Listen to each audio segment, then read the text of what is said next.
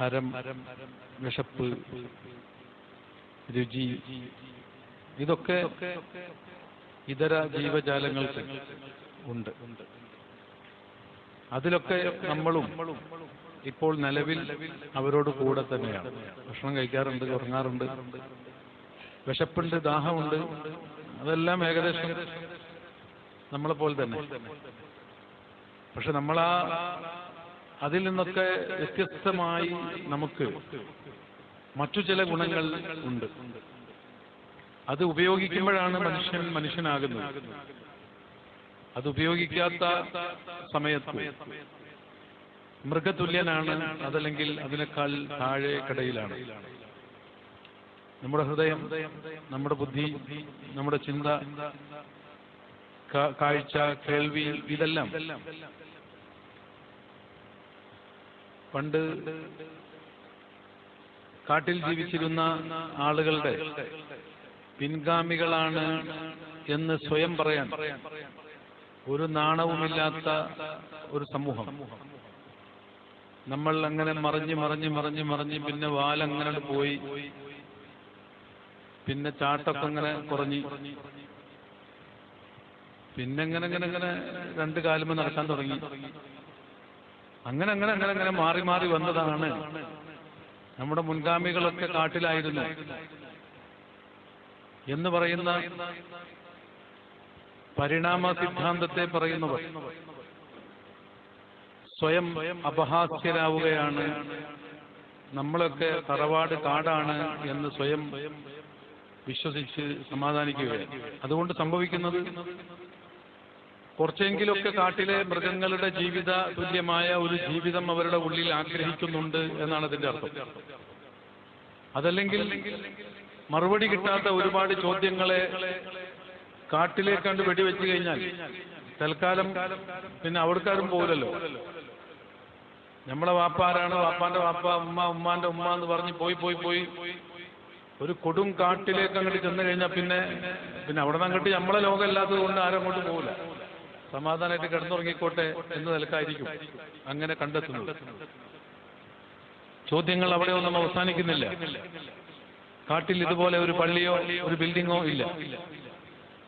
നമ്മുടെ Burj Khalifa പോലത്തെ ഒരു എന്തെങ്കിലും ഒരു സംഗതി സിംഹങ്ങളും പുലികളും ആനകളും എല്ലാം കൂടി ഒരു മീറ്റിംഗ് ഒക്കെ കൂടി ഞമ്മക്കും വേണം ഒരു ബുർജ് ഖലീഫ എന്ന് പറഞ്ഞ മാതിരി.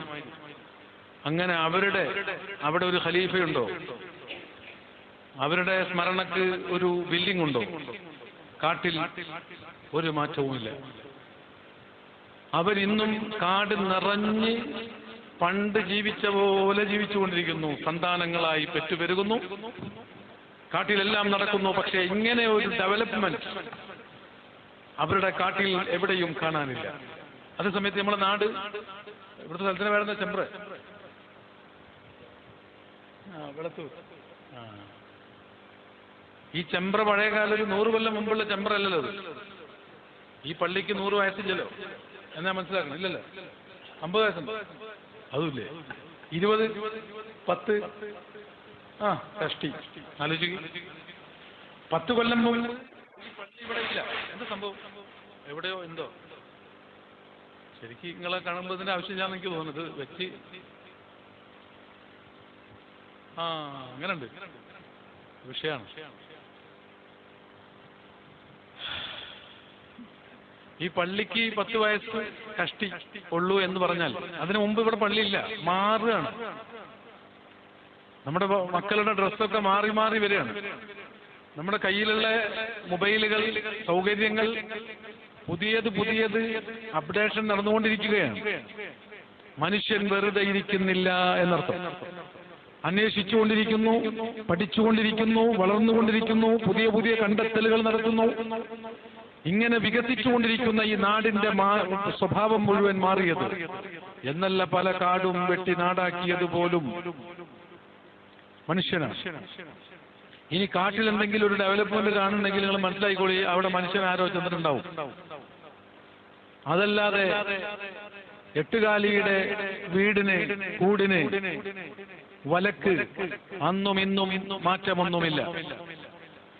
അതൊരു പ്രത്യേക മോഡലിൽ സെറ്റ് ചെയ്യാൻ, ആ മോഡലിനപ്പുറത്തേക്ക് ഒരു മോഡലിലേക്ക് കടക്കാൻ അവർക്കാർക്കും കഴിയുന്നില്ല. പിന്നെ എന്തുകൊണ്ടാണ്? ഒരുപക്ഷെ നമ്മളെക്കാൾ കഴിവ് എട്ടുകാലിക്കുണ്ടാവാം, പക്ഷെ ആ കഴിവിന് മാറ്റമില്ല എന്നത് ആണ് നമ്മളും അവരും തമ്മിലുള്ള മാറ്റം. അവർക്ക് കഴിവുണ്ട്, പക്ഷെ മാറ്റമില്ല. ആന എന്നും ആന, എലി എന്നും എലി, അതിനൊരു മാറ്റവുമില്ല. അതെന്നും ആ ഉണ്ടാക്കണം അതേ ഒച്ചമ്പിൽ ഉണ്ടാക്കും.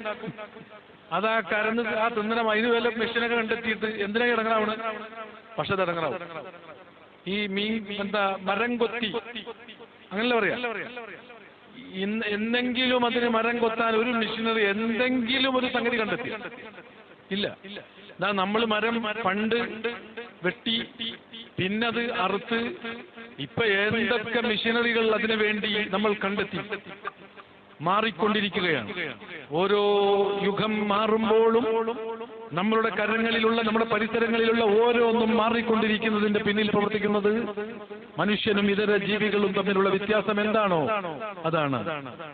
അത് മനുഷ്യന്റെ മാത്രം പ്രത്യേകതയാണ്. എന്തിനായിരിക്കും കോടാനക്കോടി ജീവജാലങ്ങളുടെ ലോകത്ത് മനുഷ്യന് മാത്രം ഇങ്ങനെ ഒരു പ്രത്യേകത അല്ലാഹു നൽകിയത്? സൃഷ്ടാവായ റബ്ബ് തമ്പുരാൻ നൽകിയത് എന്തിനാണ്? അതൊരു അന്വേഷണമാണ്. മനുഷ്യന് മാത്രം ഒരു പ്രത്യേക യാത്രക്ക് സാധിക്കും, ചിന്തക്ക് കഴിയും. എന്തുകൊണ്ട് എന്ന ചോദ്യം മനുഷ്യന് സാധിക്കും. അതിന്റെ കാരണം എന്താണ് എന്ന് മനുഷ്യൻ ചോദിച്ചുകൊണ്ടിരിക്കും. എന്ത് കണ്ടാലും ചോദിക്കും അതെന്താണ് അങ്ങനെ, അതെന്തിനു വേണ്ടിയാണ്? അങ്ങനെ അന്വേഷണം തുടർന്നാൽ അതൊരു കാട്ടിലോ ഏതെങ്കിലും ഒരു കടലിലോ പോയി അവസാനിക്കാതെ വീണ്ടും തുടർന്നുകൊണ്ട് ചെല്ലുന്ന അന്വേഷണം ഒരു അസ്വസ്ഥത ഉണ്ടാക്കും മനസ്സിന്. മറുപടി കിട്ടാത്ത എന്തോ ഒരു സാധനം വന്ന് നിൽക്കുന്നുണ്ട്. എന്താന്ന് ചോദിച്ചിട്ട് മറുപടി പറയണില്ല, എന്താന്ന് ചോദിച്ചിട്ട് പിടുത്തം കിട്ടണില്ല. ഇങ്ങനെ കൊട്ടുന്നുണ്ട്, ആരാന്ന് ചോദിച്ചിട്ട് കൊണ്ടണില്ല, എന്താണെന്ന് ചോദിച്ചിട്ട് പിടുത്തം കിട്ടണില്ല. രാത്രി മുട്ടോട് മുട്ടി, പിന്നെ മുട്ടി, പിന്നെ നമ്മൾ നോക്കി ഇത് എന്താണ്, എന്തെങ്കിലും ഒന്നും ഉണ്ടാവില്ലായിരിക്കും നമ്മൾ കിടന്നുറങ്ങിയോ. പിന്നെ സുബ്ഹാനല്ലാഹ്, സമാധാനം പോകാതിരിക്കും പോണ, ഉറക്കം വരുന്നില്ല. എന്താ കാരണം?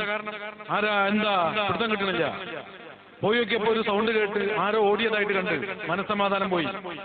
ഇനി ആ ഉമ്മാനെ മര്യാദക്ക് കിടത്തി ഉറക്കാൻ പറ്റൂല, ഒരു രക്ഷയില്ല. അതാരാണെന്ന് കണ്ടെത്തി പിടിച്ച് അത് ഇന്ന ആളാണെന്ന് വെച്ച് അത് വേറെ പ്രശ്നമൊന്നുമില്ല, അത് ഇന്ന സംഭവമാണ്, ആളെ പിടിച്ചിട്ടുണ്ട്, ഇനി ഒരിക്കലും ഉണ്ടാവില്ല. ആള് ഈ പരിസരത്തൊക്കെ കളവിന് വേണ്ടി പുറത്തുനിന്ന് ഇറങ്ങിയ ഒരു ചങ്ങായാണല്ലോ, ഓനെ പിടിച്ചാലോ ഇനി അങ്ങനെ ഒരു സംഭവം ഉണ്ടാവില്ല എന്ന് പോലീസ് പറഞ്ഞിക്കണേ, ഇന്ന ആളാണെന്ന് ഫുൾ വിശദീകരിച്ച് A to Z പറഞ്ഞു കൊടുത്താൽ ഉമ്മ ചോദിക്കും, ഓന്റെ അഞ്ചനോ ഏട്ടനെങ്ങാനും ഇനി നാളെ വരുവോ? ഉമ്മ മറുപടി കിട്ടാത്ത ചോദ്യം മനുഷ്യന്റെ മനസ്സിനെ സമാധാനം കെടുത്തുന്ന ഒന്നാണെങ്കിൽ, ഇങ്ങനത്തെ അന്വേഷണങ്ങൾ ഒരു മുട്ടുകെട്ടലിന്റെ പിന്നിൽ ആരാണെന്ന് തിരിച്ചറിയാതെ മര്യാദയ്ക്ക് കിടന്നുറങ്ങാൻ ഒരു മനുഷ്യന് സാധിക്കുന്നില്ലെങ്കിൽ, ഇടിയും മഴയും മിന്നലും എല്ലാം അനുഭവിക്കുന്നതിന്റെ പിന്നിൽ എന്താണെന്ന ചോദ്യം മറുപടി കിട്ടാതെ നിൽക്കുമ്പോൾ, എത്ര മറുപടി പറഞ്ഞാലും പൂർത്തിയാവാത്ത ചോദ്യം വീണ്ടും ബാക്കിയാകുമ്പോൾ, മനുഷ്യന്റെ മനസ്സമാധാനത്തിന്റെ പിന്നിൽ ആരോ അവനെ മയക്കി കിടത്തി ഉറക്കാൻ ശ്രമിക്കുകയാണ്, അവനെ തെറ്റിദ്ധരിപ്പിക്കുകയാണ്. കള്ളനെ കിട്ടിയിട്ടില്ല, അതല്ലെങ്കിൽ ആരാണ് മുട്ടിയതെന്ന് തിരിച്ചറിയാൻ മകന് കഴിഞ്ഞിട്ടില്ല. തൽക്കാലം ഉമ്മയെ കിടത്തി ഉറക്കാൻ ഒരു പച്ച നുണ പറഞ്ഞ് ഉമ്മയെ സമാധാനിപ്പിക്കുകയാണ് മകൻ ചെയ്തതെങ്കിൽ, ആ നുണയും കേട്ട് ഉമ്മ കിടന്നുറങ്ങുന്നു പുതപ്പിന്റെ ഉള്ളിലെങ്കിൽ, ഇങ്ങനത്തെ കരുന്നുണകൾ പടച്ചുവിട്ട് അതിനൊക്കെ ശാസ്ത്രത്തിന്റെ പിൻബലമുണ്ടെന്ന് കൂട്ടിയെഴുതി വിട്ട് ആളുകളൊക്കെ ഉറക്കിക്കിടത്തുന്ന സമ്പ്രദായം നമ്മുടെ നാട്ടിലുടനീളം ആളുകൾ ഉറക്കിലേക്ക് സഞ്ചരിച്ചുകൊണ്ടിരിക്കുമ്പോ ചിന്തിക്കാൻ ശേഷിയുള്ളവൻ ആയില്ലല്ലോ. അതൊന്നും ഒരു കാരണമല്ലല്ലോ. ഇതെന്തിന്? ഇതെല്ലാം എന്തിന്? ഇതിന്റെ ഒക്കെ പിന്നിലെ രഹസ്യം എന്താണ്, കാരണം എന്താണെന്ന് അന്വേഷണം. ഒരു മനുഷ്യനെ സൃഷ്ടിച്ചത് ഈ അന്വേഷണ കഴിവോടുകൂടിയാണെങ്കിൽ, അത് ആ മനുഷ്യന്റെ കഴിവിൽപ്പെട്ട അന്വേഷണത്തിന് പറ്റിയ ആ കഴിവ് അവൻ ഉപയോഗിച്ചുകൊണ്ട് അവൻ സഞ്ചരിച്ചാൽ, എന്തിനു പടക്കപ്പെട്ടു, എന്തിനാണ് ഈ ആകാശത്തെ ഭൂമിയെ എല്ലാം പടച്ചത്, എന്ന ചോദ്യത്തിന് മറുപടി കിട്ടും. ആ മറുപടിയാണ് ഒരു മനുഷ്യനെ പടച്ച റബ്ബ് പടച്ചതിന്റെ ലക്ഷ്യവും അതാണ്. ആ തിരിച്ചറിവും ആ പരിചയപ്പെടലും അറിയലും അടുക്കലും.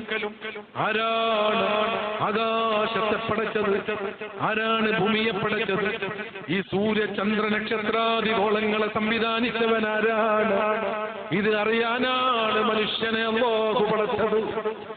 ആ ലക്ഷ്യത്തിലേക്ക് എത്തുമ്പോഴാണ് അലാ ബിദിക്രില്ലാഹി തത്മഇന്നുൽ ഖുലൂബ്. ഹൃദയത്തിന് സമാധാനം അപ്പോഴേ കിട്ടൂ. അപ്പോഴാണ് അമ്മക്ക് മര്യാദ ഉറക്കം വരുള്ളൂ. കാരണം കറക്റ്റ് പുറത്തം കിട്ടണം. കാരണം ഇങ്ങനെ പറഞ്ഞാലും ഇഷ്കാല് ബാക്കി ഉണ്ടാവും. കറക്റ്റ് മറുപടി കിട്ടണമെങ്കിൽ ഇതിനെല്ലാം നിയന്ത്രിക്കുന്നത് ആരാണ് എന്ന് ചോദ്യം, അന്വേഷണം, അതവസാനം അറ്റമില്ലാത്ത, തുടക്കമില്ലാത്ത, അവസാനമില്ലാത്ത ഒരു ശക്തിയിലേക്ക് ചെന്നെത്തുന്നതെന്നോ അന്നാണ് ഈ പ്രപഞ്ചത്തിന്റെ രഹസ്യം ചോദിച്ചു പോയവന് മറുപടി പൂർണ്ണമാവുകയുള്ളൂ. അത് കിട്ടാത്ത കാലത്തോളം നേരത്തെ ഞാൻ പറഞ്ഞതുപോലെ ബുദ്ധി ഉണ്ടെങ്കിൽ, ആ ബുദ്ധി ഉപയോഗിക്കുന്നുമുണ്ടെങ്കിൽ അന്വേഷണം ബാക്കിയാണ്. മറുപടി കിട്ടാത്ത അസ്വസ്ഥത അവൻ അനുഭവിക്കുകയാണ്. ഇങ്ങനത്തെ ഞാൻ എന്തിനു പറഞ്ഞു, ഒരു മനുഷ്യൻ സൃഷ്ടിക്കപ്പെട്ടതിനാണ്. അതൊരു മുസ്ലിമിന്റെ, അമുസ്ലിമിന്റെ, അതല്ലെങ്കിൽ ഒരു സുന്നിയുടെ, അതല്ലാത്ത യുക്തിവാദിയുടെ, അർദ്ധയുക്തിവാദിയുടെ വ്യത്യാസങ്ങളൊന്നുമില്ല. മനുഷ്യേതര ജീവജാലങ്ങളിൽ നിന്ന് വ്യത്യസ്തനാണ്. പക്ഷെ നമുക്ക് അല്ലാഹു നൽകിയ അനുഗ്രഹത്തെ നാം ഉപയോഗിക്കണം. ചിന്ത തന്നിട്ടുണ്ടെങ്കിൽ ചിന്തിക്കണം. അല്ലാതെ മൃഗം കാണുന്നുണ്ട്, കോഴിക്ക് കണ്ണ് കാണും, പൂച്ചക്ക് കാണും, എലിക്ക് കാണും, ആനക്ക് കാണും, ഇതൊക്കെ നടക്കണില്ലേ? മുട്ടാതെ തട്ടാതെ അവരൊക്കെ സഞ്ചരിക്കുന്നില്ലേ? ഓടുന്നില്ലേ? ചാടുന്നില്ലേ? കടിച്ചു കീറുന്നില്ലേ? എരപിടിക്കുന്നില്ലേ? ഭക്ഷിക്കുന്നില്ലേ? എല്ലാം നടക്കുന്നു. അപ്പൊ കാഴ്ചയുണ്ട്, അത് കാണുന്നുമുണ്ട്. കേൾവിയുണ്ട്, കേൾക്കുന്നുമുണ്ട്. വിശപ്പുണ്ട്, ഭക്ഷിക്കുന്നുണ്ട്, ഒക്കെയുണ്ട്. നമ്മളുമുണ്ട്. ലഹും ഖുലൂബുൻ ലാ യഫ്ഖഹൂന ബിഹാ വലഹും അഅ്യുനുൻ ലാ യുബ്സിറൂന ബിഹാ. കണ്ണുണ്ട്, കാണുന്നില്ല. മൃഗങ്ങൾ കാണുന്നത് പോലെ നമുക്കും കണ്ണുണ്ട്. മൃഗങ്ങൾ കാണുന്നത് നമ്മളും കാണുന്നുണ്ട്. വലഹും ആദാനുൻ ലാ യസ്മഊന ബിഹാ. അവർക്ക് കാതുണ്ട്, അവർ കേൾക്കാറില്ല. മൃഗങ്ങൾക്ക് കേൾവിയുള്ളതുപോലെ നമ്മളും പലതും കേൾക്കുന്നുണ്ട്. ഞാനിപ്പോ പറയുന്നത് നിങ്ങൾ കേൾക്കുന്നു. ഇവിടെ എത്ര ഉപദേശം കേട്ടാലും നമ്മളതങ്ങനെ കേൾക്കുന്നു. പക്ഷേ നമുക്ക് മാറാൻ കഴിയും. നമുക്കൊരുപാട് മാറ്റങ്ങൾക്ക് നേതൃത്വം കൊടുക്കാൻ കഴിയും. മാറ്റത്തിന്റെ, വിപ്ലവങ്ങളുടെ വലിയ വലിയ നായകന്മാരാണ് നമ്മുടെ മുൻഗാമികൾ. നമുക്ക് മാറാൻ കഴിയും.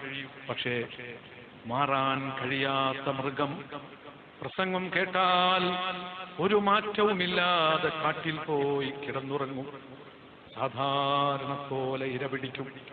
നമ്മളും അതുപോലെ കേൾക്കുന്നു. മാറ്റങ്ങളില്ല എങ്കിൽ ഉലൈക കൽ അൻആം, അവൻ മൃഗതുല്യനാണെന്ന് വിശുദ്ധ ഖുർആൻ പറയുന്നു. മൃഗതുല്യനാണ്. മൃഗം ഉപദേശം കേട്ടിട്ട് കാര്യമില്ല. മൃഗത്തിനു മാറാൻ കഴിയില്ല. മൃഗം മാറാറുമില്ല. മനുഷ്യനും മാറാൻ കഴിഞ്ഞിട്ടും മാറാതെ ആയതുകൊണ്ട് മൃഗത്തെ പോലെയല്ല. കഴിവില്ലാത്ത മൃഗം മാറുന്നില്ല എന്നതും കഴിവുള്ള മനുഷ്യനു മാറ്റമില്ല എന്നതും. ബൽഹും അവൽ, മൃഗത്തെക്കാൾ അധപ്പതിച്ചവനാകുന്നു മനുഷ്യൻ. അത് ആരാണെന്നില്ല. ചോദ്യം മറുപടി കിട്ടാത്ത, ഇപ്പോഴും ഉത്തരം ലഭിക്കാത്ത ചോദ്യമുണ്ടായിട്ടും കിടന്നുറങ്ങുന്നവൻ. ഇപ്പോഴും ഉത്തരം കണ്ടെത്താൻ, കണ്ടത് കാണേണ്ടതുപോലെ കാണാൻ അവന് കഴിഞ്ഞില്ല. കേട്ടത് കേൾക്കേണ്ടതുപോലെ കേൾക്കണം. അങ്ങനെ കേട്ടാൽ, അങ്ങനെ കണ്ടാൽ, അങ്ങനെ അറിയാൻ ശ്രമിച്ചാൽ ഫീ കുല്ലി ഷൈഇൻ ലഹു ആയത്തുൻ തദുല്ലു അലാ അന്നഹുൽ വാഹിദു. അല്ലാഹു ഒരുവനാണെന്ന സത്യം ഓരോന്നും വിളിച്ചു പറഞ്ഞുകൊണ്ടിരിക്കുന്നുണ്ട്. ചിന്തിക്കാൻ തയ്യാറാണെങ്കിൽ അതിന് സാധിക്കും.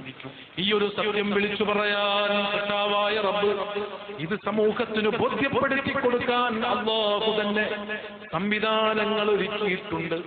അറിയാൻ വേണ്ടി നമ്മളെ പടച്ച റബ്ബ് നമുക്ക് പഠിപ്പിച്ചു തരാൻ ആളെയും പടച്ചിട്ടുണ്ട്. അറിയാൻ വേണ്ടി നമ്മൾ പഠിച്ചു. കുട്ടികളോട് സ്കൂളിൽ പോകാൻ പറഞ്ഞു, പോയി പഠിച്ചോ എന്ന് പറഞ്ഞ് സ്കൂളിൽ പോയിരിക്കുന്ന കുട്ടിക്ക് പഠിക്കാൻ, പഠിപ്പിച്ചു കൊടുക്കാൻ ശമ്പളം കൊടുത്തുകൊണ്ട് സാറന്മാരെയും നമ്മൾ നിർത്തി. അവരുടെ കയ്യിൽ ടെക്സ്റ്റ് ബുക്ക് കൊടുത്തു. ആ ബുക്ക് വെച്ച് അവർ കുട്ടികളെ പഠിപ്പിച്ചു കൊടുക്കും.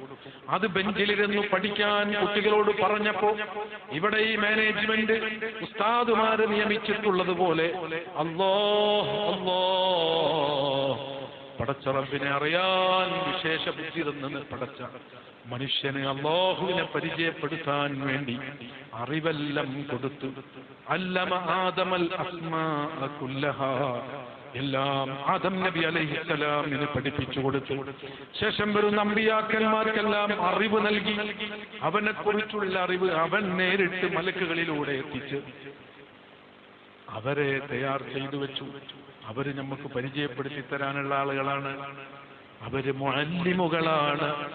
അവര് പഠിപ്പിക്കലാണ് അവരുടെ ഏറ്റവും വലിയ ദൗത്യം. പഠിക്കലാണ് നമ്മുടെ പരിപാടി. നമ്മൾക്ക് പഠിപ്പിച്ചു തരാൻ വന്നവരാണ് അമ്പിയാക്കൾ, അവരാണ് മുർസലീങ്ങൾ. അതിനെ തുടർന്ന് ജീവിച്ചവരാണ് ഔലിയാക്കൾ. ആ ഔലിയാക്കളിൽ അമ്പിയാക്കന്മാരുടെ ദൗത്യം നിർവഹിക്കുന്നത് ലോകത്ത് അജ്ഞതയുടെ ഇരുട്ടുള്ള സ്ഥലങ്ങളിലൊക്കെ അവർ വന്ന് വെളിച്ചം വിതറും. അവരല്ലാഹ് എന്ന ബോധം മനുഷ്യരുടെ ഹൃദയത്തിൽ ഇട്ടുകൊടുക്കും. മറുപടി കിട്ടാതെ ഉയർന്നു നടക്കുന്ന ആളുകൾക്ക് മനസ്സമാധാനം അവരിലൂടെ ലഭിക്കും. അതാണ് മഹാനായ ഖാജാ ഗരീബ് നവാസ് സുൽത്താനുൽ ഹിന്ദ് ഖദ്ദസല്ലാഹു സിർറഹുൽ അസീസ് മഹാനവറുകൾ ഈ ഇന്ത്യയിൽ വന്ന് ചെയ്തത്. അവരുടെ മദദ് അല്ലാഹു നമുക്ക് നൽകട്ടെ. അവരോടുള്ള മഹബ്ബത്ത് അല്ലാഹു നമ്മളെ വിജയിപ്പിക്കട്ടെ. ആ മഹബ്ബത്ത് കൊണ്ട് അല്ലാഹു നമുക്ക് വിജയം തരട്ടെ. അതുമായി ബന്ധപ്പെട്ട് സംഘടിപ്പിച്ച ഈ സദസ്സ് അല്ലാഹുവിനെ അറിയാൻ കാരണമായി അല്ലാഹു കബൂലാക്കട്ടെ. അങ്ങനെ അറിയാൻ വേണ്ടി അല്ലാഹു നമ്മളെ പഠിച്ചിട്ടുണ്ടെങ്കിൽ നമുക്കത് അറിയിച്ചു തരാൻ അല്ലാഹു ആളുകളെ നിയമിച്ചിട്ടുണ്ട്. അതാണ് അമ്പിയാക്കൾ.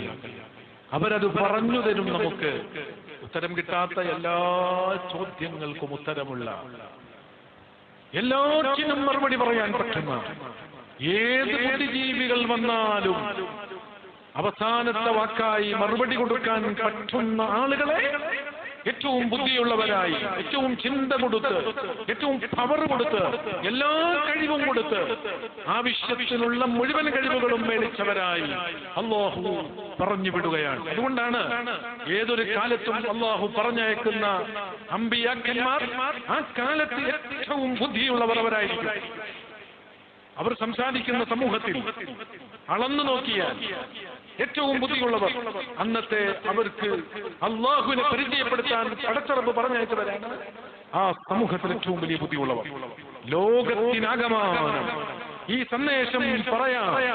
ലോകത്തിനൊരു നേതൃത്വമായി റഹ്മത്തായ അല്ലാഹു പറഞ്ഞയച്ച ഹബീബായ റസൂലുള്ളാഹി സ്വല്ലല്ലാഹു അലൈഹി വസല്ലം തങ്ങൾ ലോകത്തെ ഏറ്റവും വലിയ ബുദ്ധിയുള്ള ആളാണ്. അതുകൊണ്ട് തന്നെ അതിന്റെ മേലെ കയറി ഒരു അഭിപ്രായം കണ്ടെത്തി പറയാൻ ലോകത്ത് സാധിക്കില്ല എന്നത് ഇതുവരെ കഴിഞ്ഞിട്ടില്ല.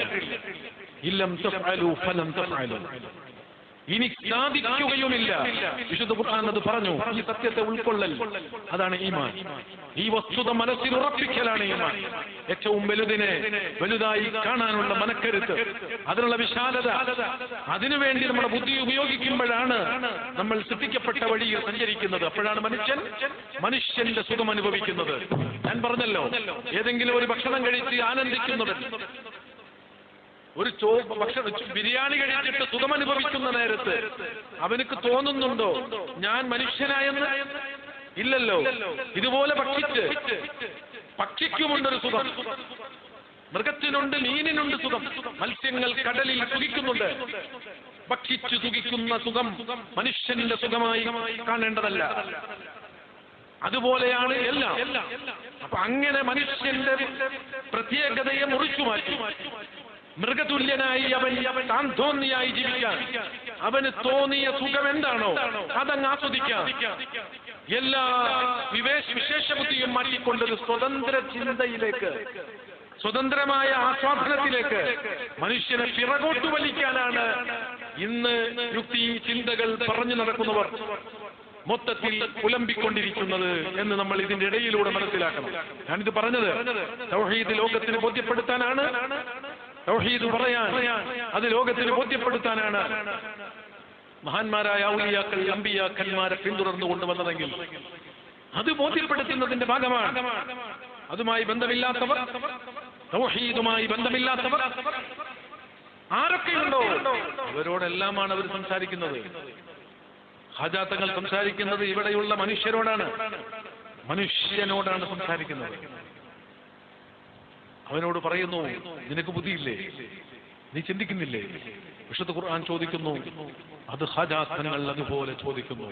ഹാജാത്തങ്ങൾ ഹബീബായ നബി സല്ലല്ലാഹു അലൈഹി വസല്ലമ തങ്ങളുടെ നിർദ്ദേശപ്രകാരം ഇന്ത്യയിലേക്ക് വന്നതാണെങ്കിൽ അവിടുത്തെ വരവുമായി ബന്ധപ്പെട്ട് ഇന്ത്യക്കാർ അനുഭവിച്ച അത്ഭുതങ്ങളുടെ ഭാഗമായി ആ കാലിയായി ഒരായുധവും കയ്യിലില്ലാതെ കടന്നു വന്ന ശിഷ്യന്മാരോടൊപ്പം ഇന്ത്യയിലേക്ക് കടന്നു വന്ന ആൾക്ക് എങ്ങനെയായിരിക്കും സുൽത്താനുൽ ഹിന്ദ് എന്ന അപരനാമത്തിൽ ഇത്രയും പവറും ശക്തിയും ഈ നാട്ടിൽ ഇത്രയും പേരും കിട്ടിയതെങ്ങനെയാണ്? അതിന്റെ കാരണം എന്താണ്? ഖജാത്തങ്ങളെ മുത്തുനബി പറഞ്ഞയച്ചു സല്ലല്ലാഹു അലൈഹി വസല്ലം. പലവരും ചരിത്രങ്ങൾ പറയുമ്പോൾ നിങ്ങൾ കുറെ കറാമത്ത് പറയും, കുറെ മഹാന്മാരെ പറ്റി പറയും. എന്താണ് ഇപ്പൊ ഇതൊക്കെ? ഇങ്ങനെയുണ്ടോ എന്ന് ചോദിച്ചു. ഹാജാത്തങ്ങൾ നബി സല്ലല്ലാഹു അലൈഹി വസല്ലം തങ്ങൾ പറഞ്ഞയച്ചു വന്നതാണ് എന്ന് നമ്മൾ പറയുന്നത്. ഹാജാത്തങ്ങൾ ഇവിടെ അത് പറയിപ്പിക്കുന്നിടത്തേക്ക് പ്രവർത്തിച്ച് കാണിച്ചു തന്നതുകൊണ്ടാണ്. നമ്മുടെ നാട്ടിൽ ഒരാൾ പ്രത്യക്ഷപ്പെടുന്നു, ആ നാട്ടിലുള്ള എല്ലാ കൊള്ളരുതായ്മകൾക്കുമെതിരെ അദ്ദേഹം പ്രവർത്തിക്കുന്നു.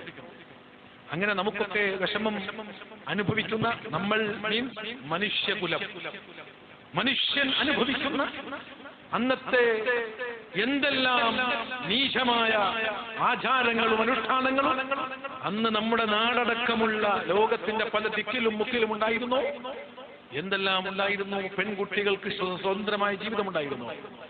ആചാരത്തിന്റെ പേരിൽ തീയിലേക്ക് എടുത്തെറിയപ്പെടുന്ന പെണ്ണുങ്ങൾ, ആചാരത്തിന്റെ പേരിൽ അറുകുല ചെയ്യപ്പെടുന്നവർ, എന്തെല്ലാം ആചാരങ്ങളുടെ പേരിൽ നടക്കുന്നു. ഇതൊരു മനുഷ്യന് വേണ്ടി, ഒരു മനുഷ്യൻ അനുഭവിക്കുന്ന ദുഃഖമാണ്. ആ ദുഃഖങ്ങൾക്കെല്ലാം പരിഹാരമായി വന്നതാണ് അമ്പിയാക്കന്മാർ മുഴുവൻ. അവർ പറയുന്നത് മനുഷ്യന് മുഴുവനും ഗുണമുള്ളതാണ്. പലവരും പറയുമ്പോ ഇസ്ലാം, മുസ്ലിം, അതിന്റെ ദഅവ, അതിന്റെ പ്രചരണം മറ്റുള്ളവരൊക്കെ അടിച്ചൊതുക്കുന്നു, അങ്ങനെ വാളും പരിചയുമായി കടന്നു കയറുന്നു. അങ്ങനെയൊന്നുമല്ല. ഈ നാട്ടിൽ പെൺകുഞ്ഞിന് ജീവിക്കാൻ അവസരമില്ലാത്ത കാലത്ത് നമ്മുടെ ഉമ്മമാർക്ക്, പെങ്ങന്മാർക്ക് ജീവിക്കാനുള്ള അവസരം കൊടുക്കുകയാണ് മുത്തുനബി സല്ലല്ലാഹു അലൈഹി വസല്ലമ തങ്ങൾ ചെയ്തത്. അത് മതവുമായി ബന്ധപ്പെടുത്തേണ്ടതില്ല, മതവുമായി കണക്ട് ചെയ്യപ്പെടേണ്ടതല്ല. ബുദ്ധിയില്ലാതെ മയക്കുമരുന്നിന് അടിമപ്പെട്ടുകൊണ്ട് ജീവിതാവസാനം വരെ കള്ളിനടിമപ്പെട്ട്, കഞ്ചാവിനടിമപ്പെട്ട്, മയക്കുമരുന്നിനടിമപ്പെട്ട് ഒരു മനുഷ്യൻ ജീവിക്കുകയും ജീവിതത്തിൽ ഒരു മാറ്റങ്ങളുമില്ല, വിപ്ലവങ്ങളില്ല, പഠനങ്ങളില്ല, വ്യത്യാസങ്ങളില്ല. ഞാൻ മരിച്ചു കിടക്കുമ്പോൾ മുന്തിരിവള്ളിയുടെ താഴെ കിടത്തണം എന്ന് പറഞ്ഞാൽ മരിച്ചാലും കുടി ഞാൻ നിർത്തൂലടാ എന്ന് പറയുന്ന അത്രമേൽ ആഴമേറിയ രൂപത്തിൽ വേരൂന്നിയിരുന്നു മയക്കുമരുന്നിന് അക്കാലത്ത്. അങ്ങനെ കുടിച്ചിരുന്നൊരു സമൂഹത്തെ, ആ കുടിച്ചിരുന്ന സമൂഹം നഷ്ടമുണ്ടാക്കുന്നത് ആർക്കാണ്? ആ സമൂഹത്തിന് തന്നെയാണ്. ഇസ്ലാമിന് നഷ്ടം, മുസ്ലിമിന് നഷ്ടം, ക്രിസ്ത്യാനിക്ക് നഷ്ടം, അതല്ലെങ്കിൽ ഹിന്ദുസിന് നഷ്ടം. ഇങ്ങനെ ഒരു മതത്തിന്റെ നഷ്ടമല്ലല്ലോ അത്. മാനവരാശിക്ക് മുഴുവനും നഷ്ടം.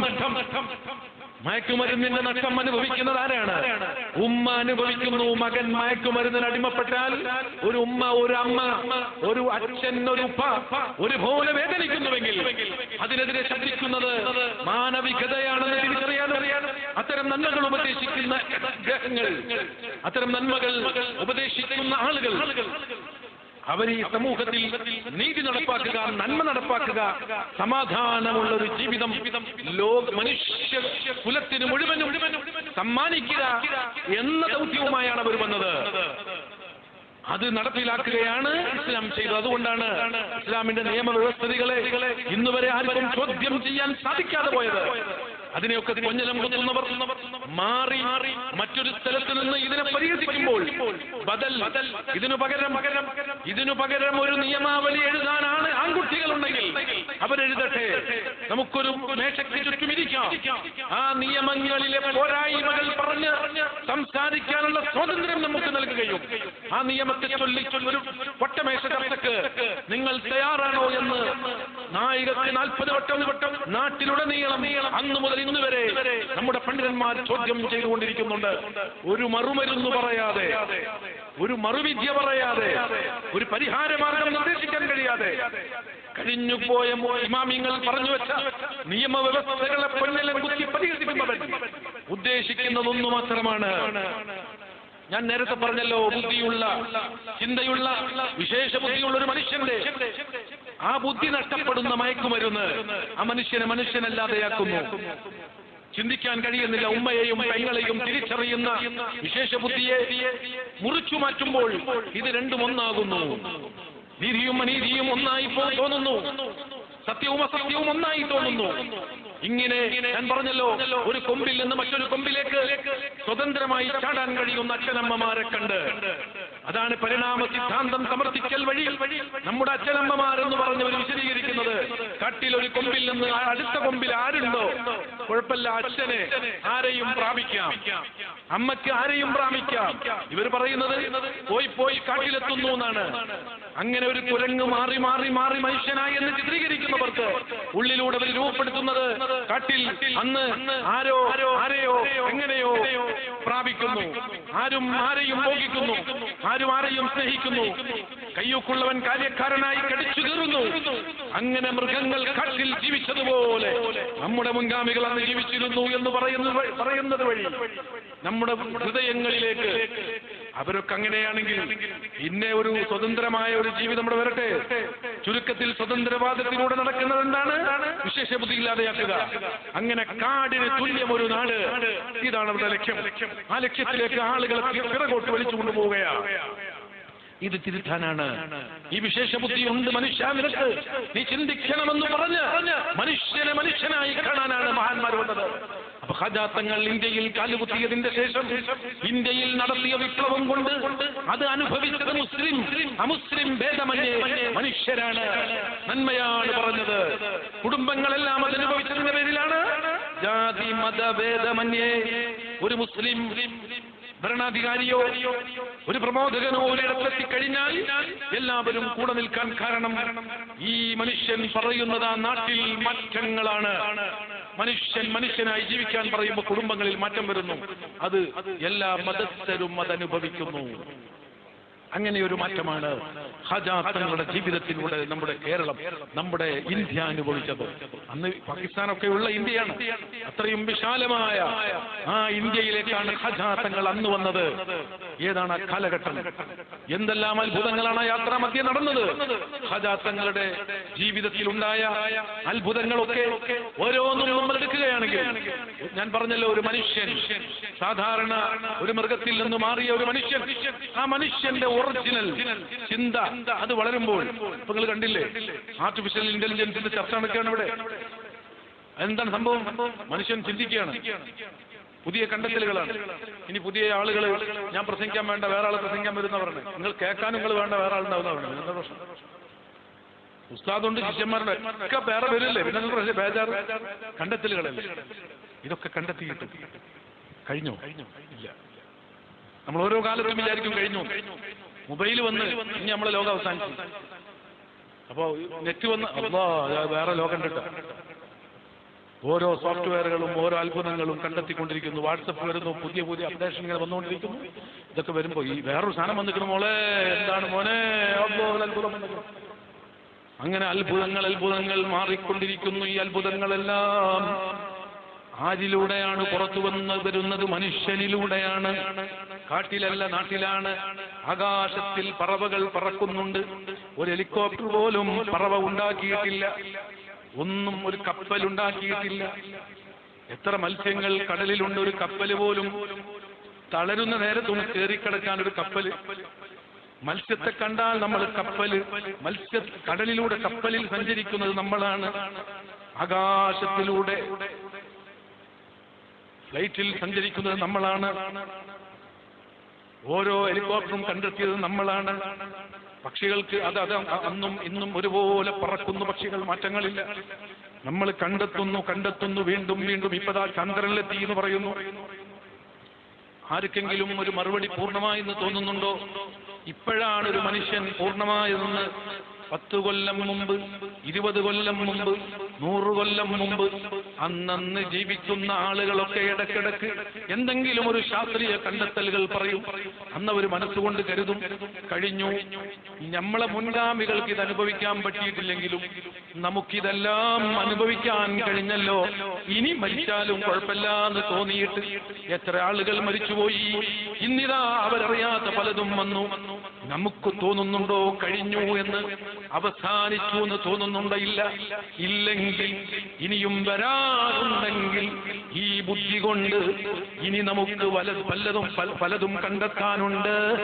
അതനുഭവിക്കാൻ നമ്മളില്ല, അതനുഭവിക്കാൻ നമുക്ക് കഴിയില്ല. എനിക്ക് പൈസയുണ്ട്, ഞാൻ പൈസ കൊണ്ട് ഒരു വണ്ടി വാങ്ങാൻ പോകുന്നുണ്ട്. പക്ഷെ ആ വണ്ടി അനുഭവിക്കാൻ എനിക്ക് പറ്റൂല. ഞാൻ വാങ്ങുന്ന വണ്ടിയിൽ കയറാൻ എനിക്ക് കഴിയില്ല. ഞാൻ പൈസയുണ്ടാക്കും, വലിയ വീട് വെക്കും. പക്ഷെ വീട്ടിൽ കയറാൻ എനിക്ക് കഴിയില്ലെങ്കിൽ നിന്റെ പൈസ കൊണ്ട് നിന്റെ ലക്ഷ്യം ആ വീടല്ല, വീട്ടിലുള്ള താമസമല്ല. ആ പൈസയും നിന്റെ ജീവിതത്തിന്റെ ലക്ഷ്യമല്ല. ബുദ്ധിയുണ്ടെങ്കിൽ ആ വീടുണ്ടാക്കാനാണ് എനിക്ക് പൈസ, ആ വീട്ടിലൊന്ന് ഉറങ്ങാനാണ് എനിക്ക് പൈസ. കഴിഞ്ഞില്ലെങ്കിൽ ദുഃഖത്തോടെ പിരിയേണ്ടി വരും. ഇനി ഒരു താൽക്കാലികം ഒരു 1000 സ്ക്വയർ ഫീറ്റിന്റെ വീട്ടിൽ താമസിക്കുന്നവൻ തന്റെ കൂട്ടുകാരൻ 2000-ന്റെ 3000-ന്റെ വീട് വെച്ചു. ഉടനെ മാനസികമായി ടെൻഷനായി. ഇനിയും ഒന്ന് ഉഷാറാവണം, ഒരു 5000-ന്റെ വീട് വെക്കണം. 5000 വെച്ചവന് 10000 വെക്കണം. എപ്പോഴും മോഹങ്ങളുണ്ട്, എപ്പോഴും ഇതിങ്ങനെ കൂടിക്കിട്ടണമെന്ന് ആഗ്രഹമുണ്ട്. അത് നിങ്ങളെ ജീവിതം ഇങ്ങനെ കൊണ്ടുപോകും. നമ്മളെ ഇങ്ങനെ തുളച്ചു കൊണ്ടുപോകും. എന്ത് കിട്ടിയാലും ഇനി അടുത്തത് കിട്ടണം, എത്ര ആയാലും ഒന്നും കൂടി ആവണം, എത്ര ജയിച്ചാലും ഇനിയും ജയിക്കണം. ഇങ്ങനെ വീണ്ടും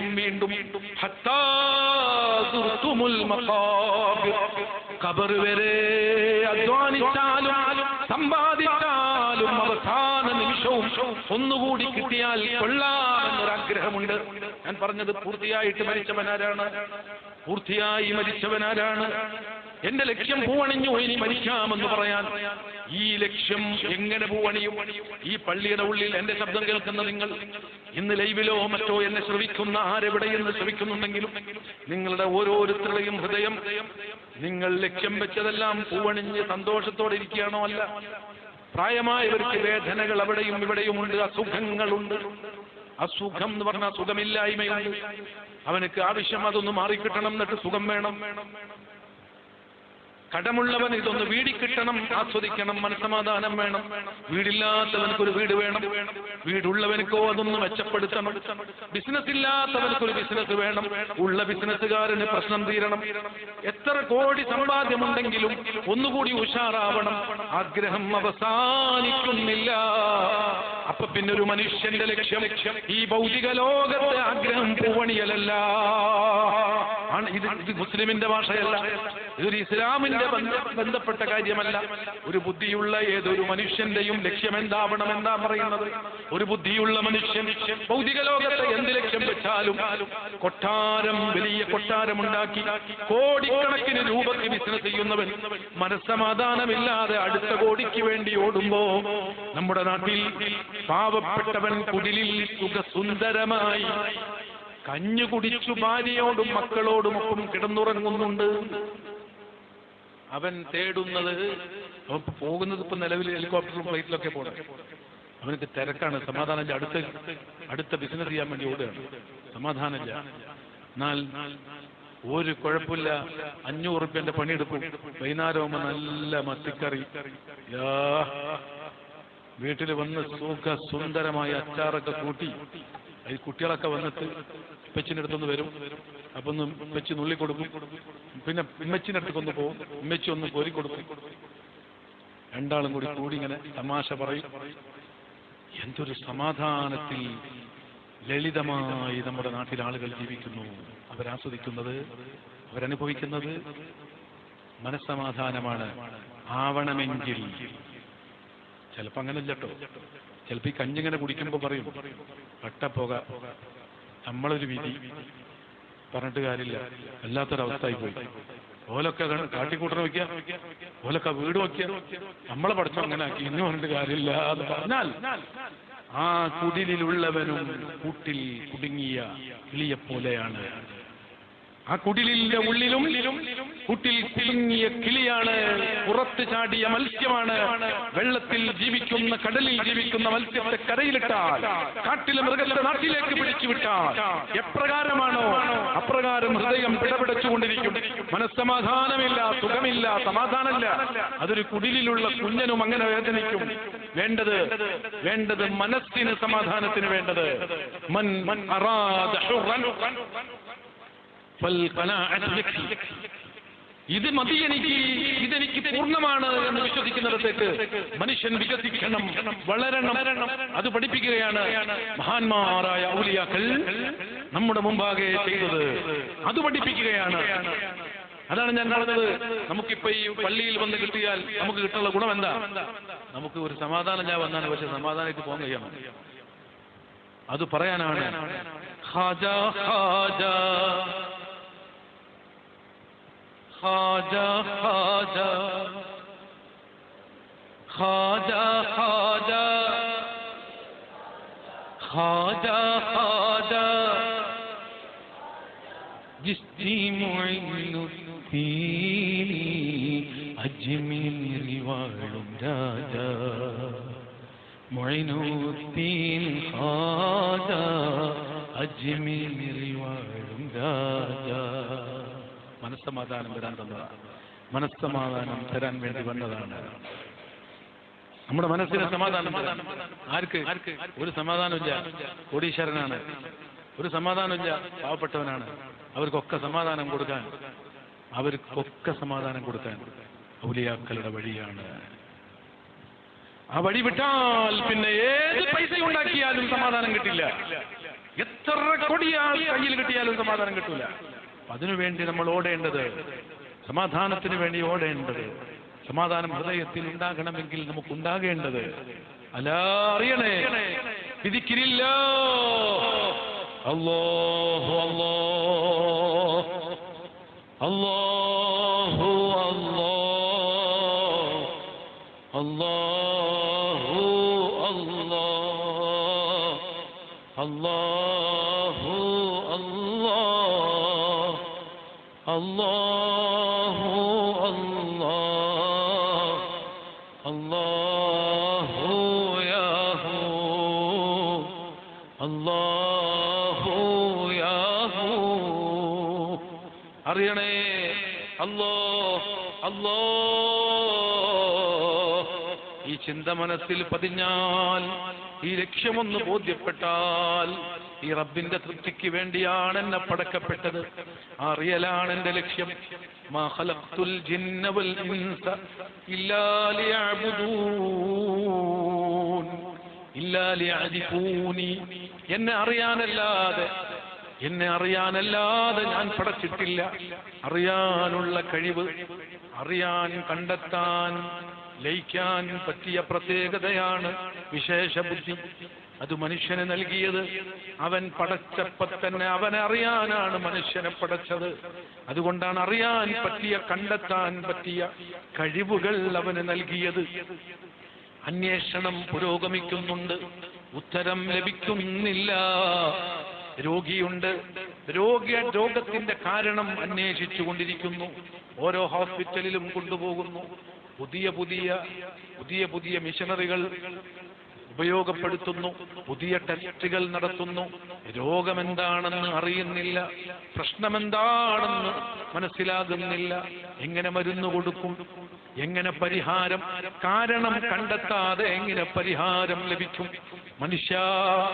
ഒരു മനുഷ്യന്റെ ബുദ്ധി പോയാൽ, അവന്റെ ചോദ്യത്തിന് മറുപടി കിട്ടാതെയായാൽ, ഞാൻ നേരത്തെ പറഞ്ഞല്ലോ, നമ്മുടെ വീടിന്റെ മുന്നിൽ നേരം വെളുത്ത് എഴുന്നേറ്റ് നോക്കിയപ്പോ വീടിന്റെ മുന്നിൽ ഒരു വണ്ടി, ഒരു ബൈക്കുണ്ട്, ആളെ കാണുന്നില്ല.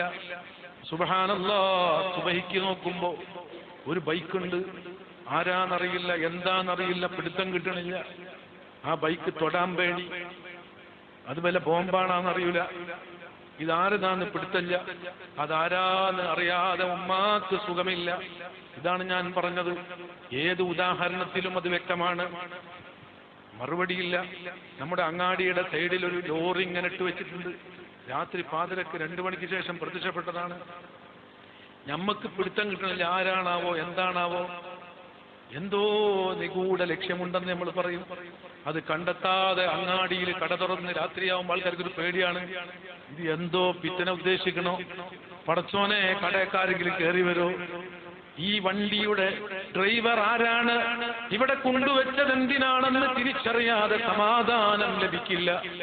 ഇത് ഓരോ സ്ഥലത്തും അങ്ങനെയാണെങ്കിൽ, അതാ ഞാൻ നേരത്തെ പറഞ്ഞത്, ഈ സൂര്യൻ എങ്ങനെ വന്നതാണ്, ചന്ദ്രൻ എങ്ങനെ വന്നതാണ്, ആകാശം എങ്ങനെ നിലനിൽക്കുന്നു.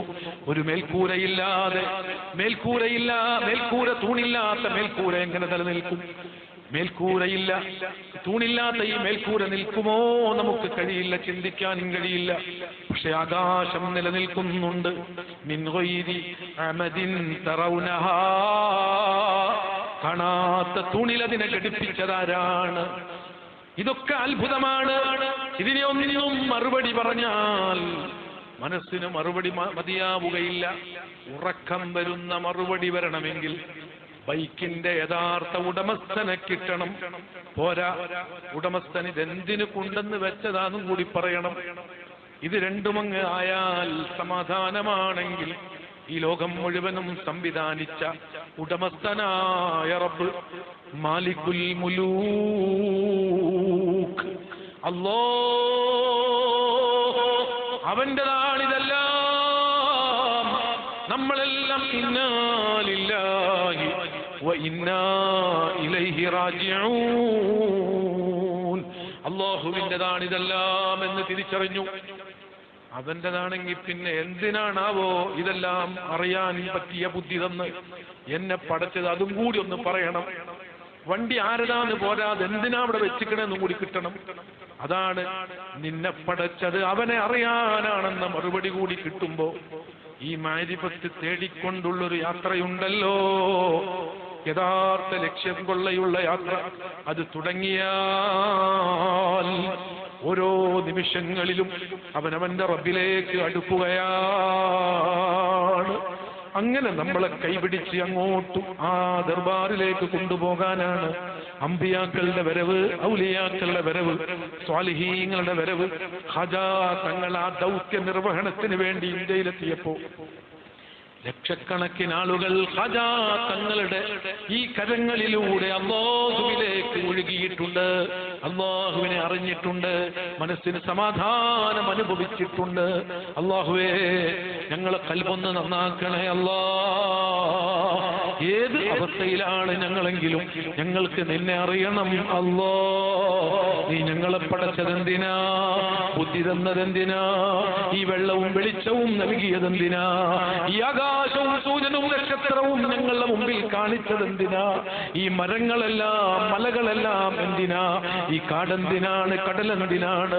ഇതെല്ലാം കണ്ട് ഇതെല്ലാത്തിനെ കുറിച്ചും ചിന്തിക്കാനുള്ള ബുദ്ധി ഞങ്ങൾക്ക് നൽകിയ അല്ലാഹ്,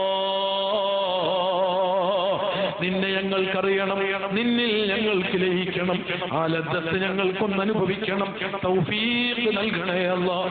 ഈ മജ്ലിസൊക്കെ അതിന് കാരണമാക്കണേ അല്ലാഹ്. ഇതിനു വേണ്ടി സംഭാവന ചെയ്ത സംഭാവനകൾ നിന്നെ അറിയാൻ കാരണമാക്കണേ അല്ലാഹ്. ഹജാതങ്ങൾ ഇവിടെ വന്നത് എന്തൊരു ലക്ഷ്യത്തിന് വേണ്ടിയാണോ, എവിടേക്കാണോ മനുഷ്യ ഹൃദയത്തെ വിളിച്ചത്, ആ സമാധാനം ഞങ്ങൾക്ക് തരണേ അല്ലാഹ്. ഈ മജ്ലിസിന്റെ ബറക്കത്ത് കൊണ്ട് ഞങ്ങൾക്കത് അറിയാൻ അനുഭവിക്കാനുള്ള തൗഫീഖ് ഓശാരമായി ഞങ്ങൾക്ക് നൽകണേ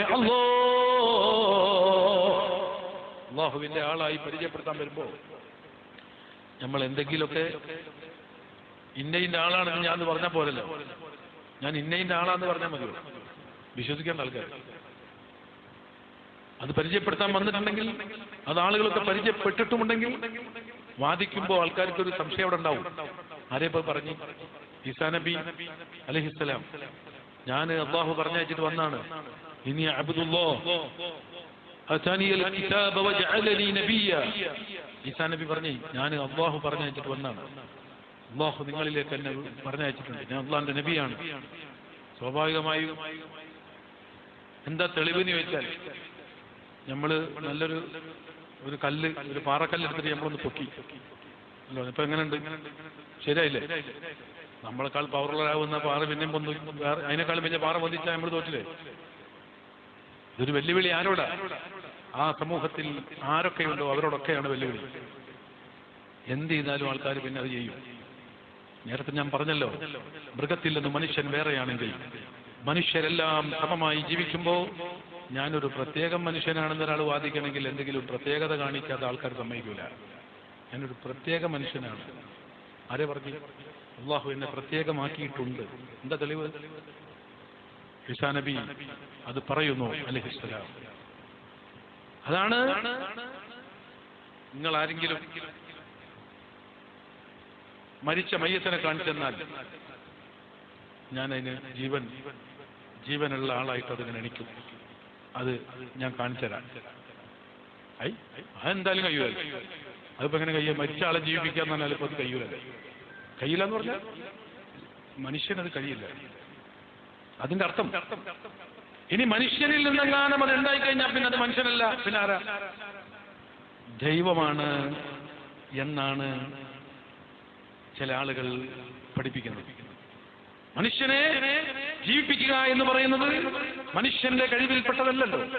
അപ്പൊ പിന്നെ ഒരു മനുഷ്യൻ വന്ന് നമ്മുടെ മുന്നിൽ മരിച്ചു കിടക്കുന്ന ഒരു മയ്യത്തിനോട് വന്നിട്ട് എനിക്കാൻ പറഞ്ഞാൽ വേറെ എന്ത് പദം പറഞ്ഞെന്നുള്ളതല്ല.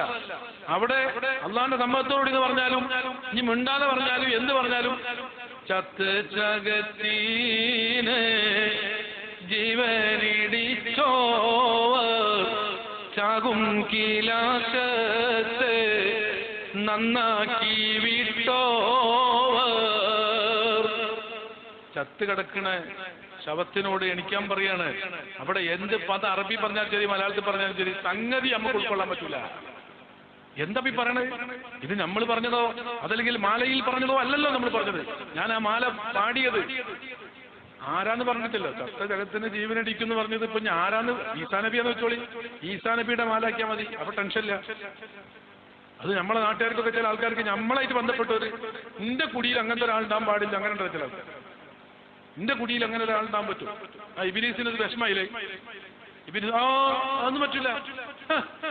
അങ്ങനെ ഒരാള് വലിയൊരാള് മാതനബിന്റെ മുമ്പിൽ അത് ഇവർക്ക് ഇഷ്ടപ്പെട്ടില്ലല്ലോ. ഇവർക്ക് ഇഷ്ടപ്പെട്ടില്ല, മൂപ്പരായിട്ട് കൂടുതൽ ഒന്നും ചെയ്യാമെന്നാലും ഒരു ഇഷ്ടമില്ല അങ്ങനത്തെ കാര്യം. അപ്പൊ അങ്ങനെ ചില ആൾക്കാരുണ്ട്. നമ്മളെ കൂട്ടത്തിൽ നമ്മളെ നാട്ടിലും ഈ സൂര്യന്റെ പ്രകാശമൊക്കെ കണ്ടിങ്ങനെ നമ്മളെ ഇടയിലൊക്കെ ഇങ്ങനെ ജീവിക്കുന്ന ആൾക്കാർ ഇങ്ങനെയൊക്കെ ചെയ്യുമ്പോൾ അത് ഞാൻ സമ്മതിക്കില്ല. നിങ്ങൾ ആലോചിച്ച് നോക്കൂ. അതിനാണ് ഞാൻ പറഞ്ഞത്, എന്നാ പിന്നെ അങ്ങോട്ട് വിട്ടാളി, നമ്മളെ നാടൊക്കെ വിട്ടിട്ട് പിന്നെ അങ്ങോട്ട് പോയിക്കോട്ടെ. സംഗതി ആ കാലത്തും ഈ സൂര്യൻ തന്നെയാണ്, ഈ ചന്ദ്രൻ തന്നെയാണ്, ഈ റബ്ബ് തന്നെയാണ്. മാറ്റമില്ല, റബ്ബിന് മാറ്റമില്ല. അതാണ്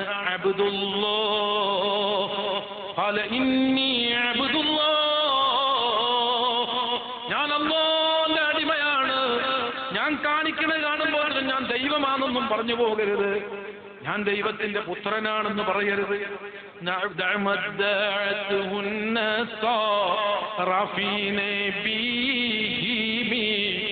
واحكم بما شئت مدحا فيه واحتكمي مولاي صل وسلم دائما أبدا على حبيبك خير الخلق كلهم.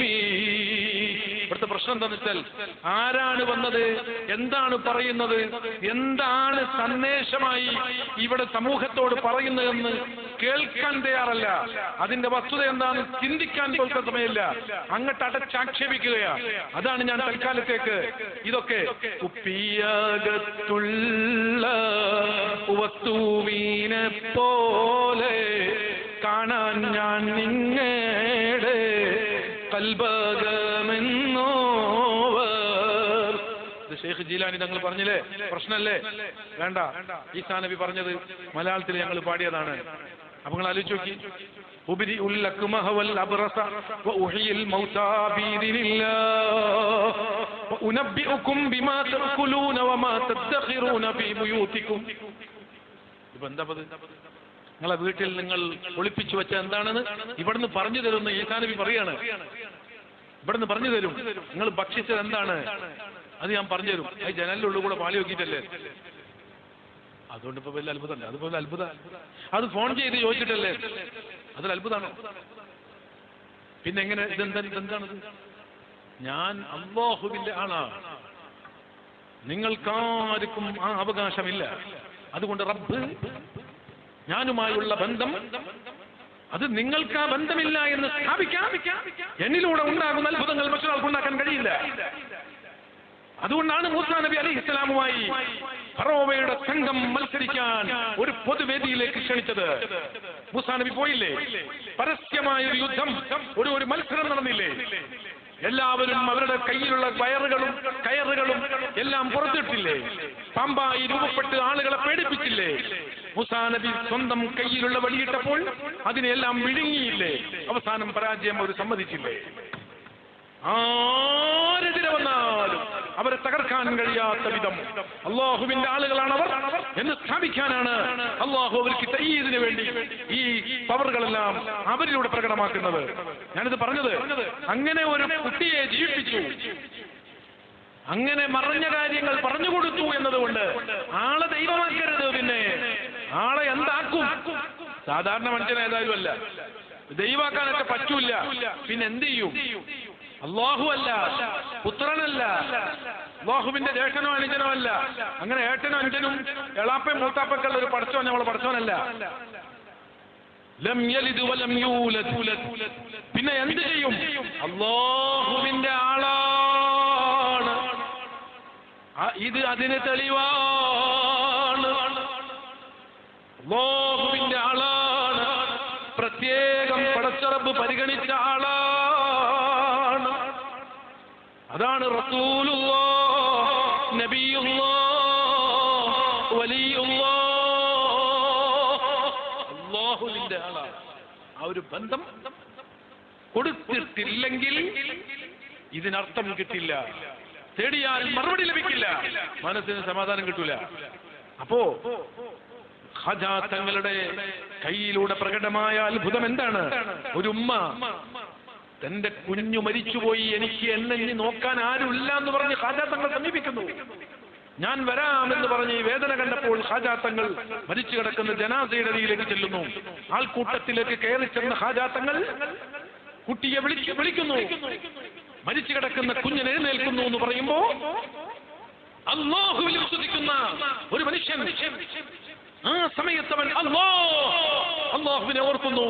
അവന്റെ ഹൃദയത്തിൽ അല്ലാഹു ആരാണെന്ന് ബോധ്യപ്പെടുത്തുന്നു. തൗഹീദ് ഉറക്കുന്നു. അല്ലാഹുവുമായിട്ട് ബന്ധപ്പെട്ടാൽ അല്ലാഹുവിന്റെ പ്രത്യേകക്കാർക്കുള്ള പവർ അതിലൂടെ ജനങ്ങൾക്ക് ബോധ്യപ്പെടുത്തുന്നു. അങ്ങനെ ആ കുഞ്ഞൻ എഴുന്നേൽക്കുന്നു. ചരിത്രം അത് എഴുതി വെക്കുന്നു. ഖാജാ തങ്ങളുടെ ചരിത്രങ്ങൾ ഓരോന്നും ഇങ്ങനെയാണ്. അതാ നാട്ടിലുള്ള ആളുകൾ നേരിട്ട് ദർശിക്കുകയാണ്, അനുഭവിക്കുകയാണ്.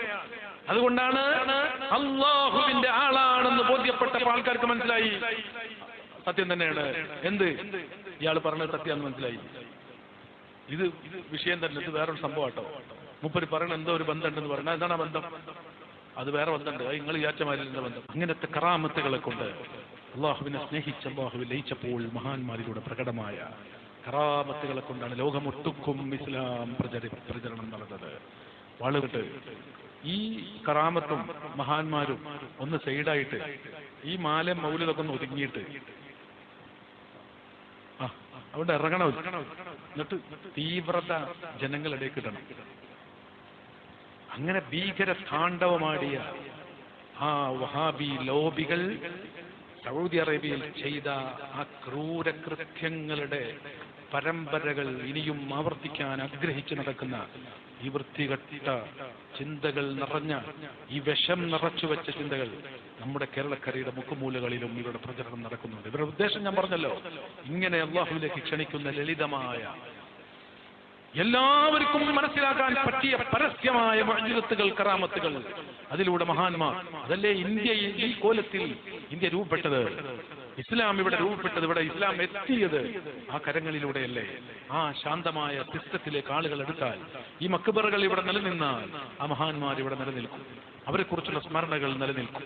അവരെക്കുറിച്ചുള്ള സ്മരണകൾ നിലനിന്നാലോ അല്ലാഹ് അല്ലാഹ് എന്ന ചിന്ത നമ്മുടെ ഖൽബിൽ നിലനിൽക്കും. അതങ്ങ് പോയാൽ പിന്നെ ഈ മുസ്ലിമീങ്ങൾക്ക് ഒരു ഉറപ്പുണ്ടാവില്ല, ഒരു പവർ ഉണ്ടാവില്ല. ശത്രുക്കൾക്ക് അതറിയാം. അതുകൊണ്ടാണ് നേതൃത്വത്തെ ഒതുക്കാൻ അവർ തീരുമാനിച്ചു. മക്ബറുകൾ തുടക്കണം. മരിച്ചാലും അവസാനിക്കുന്നില്ല നമ്മുടെ ബന്ധങ്ങൾ. മരണം ഒരു അവസാനവും അല്ല, മരണം തുടക്കമാണ്. ഇത് വിലയിരുത്തുമ്പോൾ നമ്മളുടെ മരണപ്പെട്ടു പോയ ആളുകളെ തങ്ങൾ അവസാനിച്ചു പോയി എന്ന് നമ്മൾ ചിന്തിക്കുന്നില്ല. നമ്മുടെ മുമ്പും ജനിക്കും മുമ്പ് തുടങ്ങിയ മരണശേഷം നിലനിൽക്കുന്ന ഒരു വിശാലമായ സഞ്ചാരമാണ് ഒരു മനുഷ്യൻ്റെതെന്ന് വിശ്വസിക്കുന്ന മനുഷ്യനാണ് മുസ്ലിം.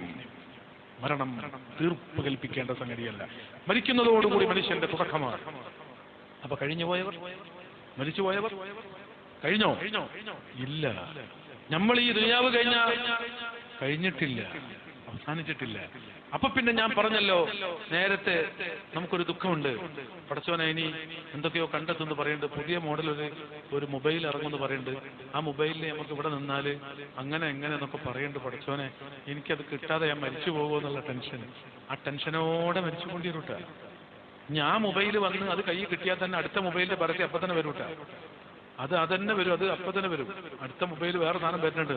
പടച്ചോനെ അത് കിട്ടുമ്പോൾ ഞാൻ മരിക്കുമെന്നാവോ, ഏതോ ഒന്ന് കിട്ടുന്നതിന് മുമ്പിച്ച് മരിക്കും, ഉറപ്പാണ്. അപ്പൊ ദുഃഖത്തോടെ പിരിയേണ്ടി വരും. പക്ഷേ മരണം അവസാനമാണെന്ന് വിശ്വസിക്കുമ്പോഴാണ് അത് പ്രശ്നമാകുന്നത്. മരണം പ്രശ്നങ്ങൾക്ക് പരിഹാരമാണ്. മരണമെന്ന് പറയുന്നത് രോഗത്തിന് ഒരു രോഗം എന്ന് പറയുന്ന ഏറ്റവും വലിയ രോഗമാണ് മരണം. എല്ലാവർക്കും പേടിയുള്ള രോഗത്തെ ആൾക്കാർ പേടിക്കുന്നത്, ഈ രോഗം ഉണ്ടായാൽ മരിക്കും എന്ന് പറഞ്ഞാൽ ആ രോഗത്തെ ആൾക്കാർക്ക് പേടിയാണ്. അപ്പൊ പേടി മരണത്തെയാണ്, രോഗത്തെയല്ല. പേടി മരണത്തെയാണ്, രോഗത്തെയല്ല. അപ്പൊ രോഗമെല്ലാം മാറും, പക്ഷെ മരണം മാറില്ല. പിന്നെന്തർത്ഥം? രോഗം ഡോക്ടർ മാറ്റിത്തരും, മരണം മാറ്റിത്തരില്ല. പിന്നെന്താണ്? എന്തിനു വേണ്ടിയാണ് രോഗം മാറ്റുന്നത്? മരിക്കാതെക്കാരാ, അത് കഴിയൂല. പിന്നെന്ത് പരിഹാരം? ഞാൻ പറയുന്നത്, മരിച്ചാൽ പിന്നെ ഒരു ഗുണമുണ്ട്. മരിച്ചാലുള്ള ഗുണം എന്താ വെച്ചാ പിന്നെ രോഗമില്ല, പിന്നെ ആളെന്നില്ലല്ലോ എന്നല്ല, ആളുണ്ട്, രോഗമില്ല. പിന്നെ ചുക്കിച്ചുളിഞ്ഞ മുഖമൊന്നും ഉണ്ടാവില്ല, തളർത്തൊന്നും ഉണ്ടാവില്ല. കാലിനോ കൈക്കോ അസുഖമില്ല, സുഖമില്ലാത്തവർ, സ്വാധീനമില്ലാത്തവർ, അവർക്ക് ഒരു കുഴപ്പമില്ല. ഒക്കെ 33 വയസ്സ്, അല്ല ചുടുക്കുള്ള. അത് ആര്? നമ്മളെ വല്യപ്പാന്റെ കഥയും പറഞ്ഞു. വല്യപ്പൻ നമ്മളെ പേരക്കുട്ടിയും 33. ഈ ഒരു ആഖിറത്തെ കുറിച്ച്, വൽ ആഖിറത്തു ഖൈറുൻ വഅബ്ഖാ, ഇത് നമുക്ക് വരാനുള്ളതാണെങ്കിൽ പ്രായമുള്ള മനുഷ്യൻ ഇനിയൊന്ന് ചെറുതാകണോ, ഒന്ന് പ്രായം കുറയണോ, ഒന്ന് മനസ്സമാധാനം വേണോ, മരണമില്ലാതിരിക്കണോ? മരണമില്ലാതിരിക്കാൻ ഒരു മരുന്നുണ്ട്, അതാണ് മരണം. മരണം കഴിഞ്ഞാൽ പിന്നെ മരണമില്ലാത്തൊരു ജീവിതമുണ്ട് കേട്ടോ. പിന്നെ ഒരു ജീവിതമുണ്ട്, പക്ഷേ ആ ജീവിതത്തിനു മരണമില്ല. മരണത്തോടുകൂടി മനുഷ്യൻ മരണമില്ലാത്ത ജീവിതത്തിലേക്ക് കടക്കുന്നു എന്ന യാഥാർത്ഥ്യം ഒരു മുഅ്മിൻ തിരിച്ചറിയുന്നു. ആ ആഖിറത്തിനു വേണ്ടി, അസ്തമിക്കാത്ത ലോകത്തിന് വേണ്ടി ഇവിടെ എന്തു പ്രയാസങ്ങളും അവൻ സഹിക്കുന്നു. ഇവിടെന്തു ക്ലേശം സാരമില്ല നിന്നിലേ. കിളക്കണ്ട പൂട്ടണ്ട വെയിൽ കൊള്ളണ്ട, തനിക്കുള്ളതൊന്നും തന്നെ നീ അറിയണ്ട. സ്വർഗം നിനക്കൊരു മക്കനായി ലഭിച്ചെങ്കിലേ ഇവിടെന്തു ക്ലേശം സാരമില്ല നിന്നിലേ. ആരൊക്കെ നിന്നെ ദരിദ്രനായി കണ്ടെങ്കിലും കോടീശ്വരൻ നീ തന്നെ എക്കാലത്തിലും. ഞാൻ പറയുന്നത് മനസ്സ് സമാധാനിക്കാൻ വേണ്ടി സമത്വം വാദിക്കുന്ന ആളുകളുണ്ട് നമ്മുടെ നാട്ടിൽ. എല്ലാവരും ഒന്ന് സമായി കഴിഞ്ഞാൽ നമ്മുടെ ഇന്ത്യയിൽ ഒരു കുഴപ്പമില്ലല്ലോ. പാവപ്പെട്ടവനോട് ചോദിക്കുകയാണ്, ഇവിടെ അംബാനിയുണ്ട്, അദാനിയുണ്ട്, അതല്ലെങ്കിൽ ഒരുപാട് പൈസ ഉണ്ടാക്കിയ ആൾക്കാരുണ്ട്, അവരെന്താ കുറച്ച് പൈസക്കാരും നമ്മളെന്താ കുറച്ച് പാവപ്പെട്ടവരും? എല്ലാവർക്കും തുല്യമായ പൈസ. ആണിനെയും പെണ്ണിനെയും ഒരുപോലെ ആക്കാൻ വരെ ശ്രമിക്കുന്നുണ്ടെങ്കിൽ ഒന്ന് ആലോചിച്ചു നോക്കൂ. ബുദ്ധിയുള്ളവനാ പറയുന്നത് ആണും പെണ്ണും ഒരുപോലെ ആവണം. പിന്നെങ്ങനെ ആണും പെണ്ണും ആവും? ആണും അല്ലേ ആവുള്ളൂ ഏറ്റവും ചുരുങ്ങി, അല്ലെങ്കിൽ പെണ്ണും പെണ്ണും. ഈ ആണും പെണ്ണുമെന്ന് പറയുന്നതിന് മാറ്റമൊന്നുമില്ല. കെട്ടുന്നതും ആണും പെണ്ണും കല്യാണം കഴിക്കുന്നുണ്ട്. ഇതെല്ലാം പ്രകൃതിപരമായ സത്യങ്ങളെ അവർ ഉൾക്കൊള്ളുന്നു. ആകാശം ഭൂമിയല്ല എന്ന് പറയണ്ടേ? ഭൂമി ആകാശമല്ല എന്ന് സമ്മതിക്കണ്ടേ? അപ്പൊ ചോദിക്കുകയാണ്, മൂപ്പരാരാ മുകളിൽ ഇങ്ങനെ നിൽക്കാന്? അതൊക്കെ ഒരു നീതിയല്ല. ഏത് ആകാശം മുകളിൽ നിൽക്കുന്ന നീതിയല്ല. ആകാശം മാത്രം ഇങ്ങനെ മുകളിൽ നിൽക്കാന്, ഭൂമിയാണ് മുകളിൽ പോയിക്കോട്ടെ. ഇവർ രണ്ടാളും കൂടി മുകളിൽ കണ്ട് പോകാൻ നിന്നാ പിന്നെ നമ്മളോട് പോകും. ഈ പ്രകൃതിയെ ഒന്ന് അംഗീകരിക്കൂ. ഈ പ്രകൃതിയിലെ മാറ്റങ്ങളെ ഒന്ന് സമ്മതിച്ചു കൊടുക്കൂ. ഞാൻ എന്തിനാ പറഞ്ഞത്? ഒരു സമത്വവാദികളുണ്ട് ഇവിടെ. എല്ലാവരും ഒന്ന് സമമായി കിട്ടണം. നാട്ടിലുള്ള മുഴുവൻ പൈസക്കാരെ എന്ന് വാങ്ങുക, എല്ലാവർക്കും ഒരു 10 ലക്ഷം വെച്ച് കൊടുക്കുക. മാഷാ അല്ലാഹ്, എല്ലാവരും മാഷാ അല്ലാഹ് റാഹത്തായി. എങ്കിൽ ഈ ശാസ്ത്രീയ അവതരണം നടത്തിയിട്ട് മനസമാധാനം വിളമ്പാൻ വേണ്ടി ഈ സിസ്റ്റത്തിൽ പ്രവർത്തിക്കുന്ന ഏതെങ്കിലും ഒരു സംഘം ഇന്ന് വരെ വിജയിച്ചിട്ടുണ്ടോ? ഇല്ല. ഇനി വിജയിക്കുമോ? ഒരിക്കലുമില്ല. ഒരു ബിസിനസ് നടത്തി ജയിച്ചവനും തോറ്റവനും എങ്ങനെ സമാവും? മോനെ, തോറ്റവനില്ലെങ്കിൽ പിന്നെ ജയിച്ചവനെവിടെ? തോറ്റവൻ തോൽക്കുക മാത്രമല്ല ചെയ്യുന്നത്, ജയിച്ചവൻ അഡ്രസ് ഉണ്ടാക്കി കൊടുക്കുകയും കൂടിയാണ് ചെയ്യുന്നത്. ഞാൻ തോൽക്കുമ്പോഴാണ് അവൻ ജയിച്ചവൻ എന്ന അഡ്രസ് വന്നത്. അങ്ങനെ തോൽക്കാനും ജയിക്കാനും പാടില്ല. പിന്നെ മത്സരങ്ങളില്ലേ ഇവിടെ ഫുട്ബോൾ ടൂർണമെന്റുകൾ നടക്കുന്നില്ലേ? വേൾഡ് കപ്പ് നടക്കുന്നില്ലേ? ഒരാൾ ജയിച്ചു ഒരാൾ തോൽക്കുമ്പോൾ അത് അനീതിയല്ലേ? ഏറ്റവും വിഷമായില്ലേ? എല്ലാവർക്കും കൂടി ബോൾ കൊടുക്കാൻ പറ്റുമോ? എല്ലാവരും ജയിക്കാൻ പറ്റുമോ? അവിടെയൊക്കെ നീതിയില്ലേ? മോനെ, കൈവുള്ളവൻ ജയിച്ചു, അപ്പൊ കയ്യൊക്കുള്ളവൻ കാര്യക്കാരൻ, അത് ശരിയല്ല. ഇവിടെ എല്ലാവരും സമാണോ? എല്ലാവർക്കും ബോൾ കൊടുക്കുക. അപ്പൊ അവിടുന്ന് ഒരാൾ ഈ ബോള് തട്ടാൻ വേണ്ടി ഈ പോസ്റ്റക്ക് വരുമ്പോ ഓനൊരു പ്രശ്നങ്ങളൊന്നും ഉണ്ടാക്കണ്ട, മാറിക്കൊടുക്കുക. ഇവിടുന്ന് ഒരാൾ അങ്ങോട്ട് ബോളായിട്ട് പോകുമ്പോ ഓല് കച്ചറക്കൊന്നും നിൽക്കണ്ട, മാറിക്കൊടുക്കുക. പരസ്പരം നന്നാകുക.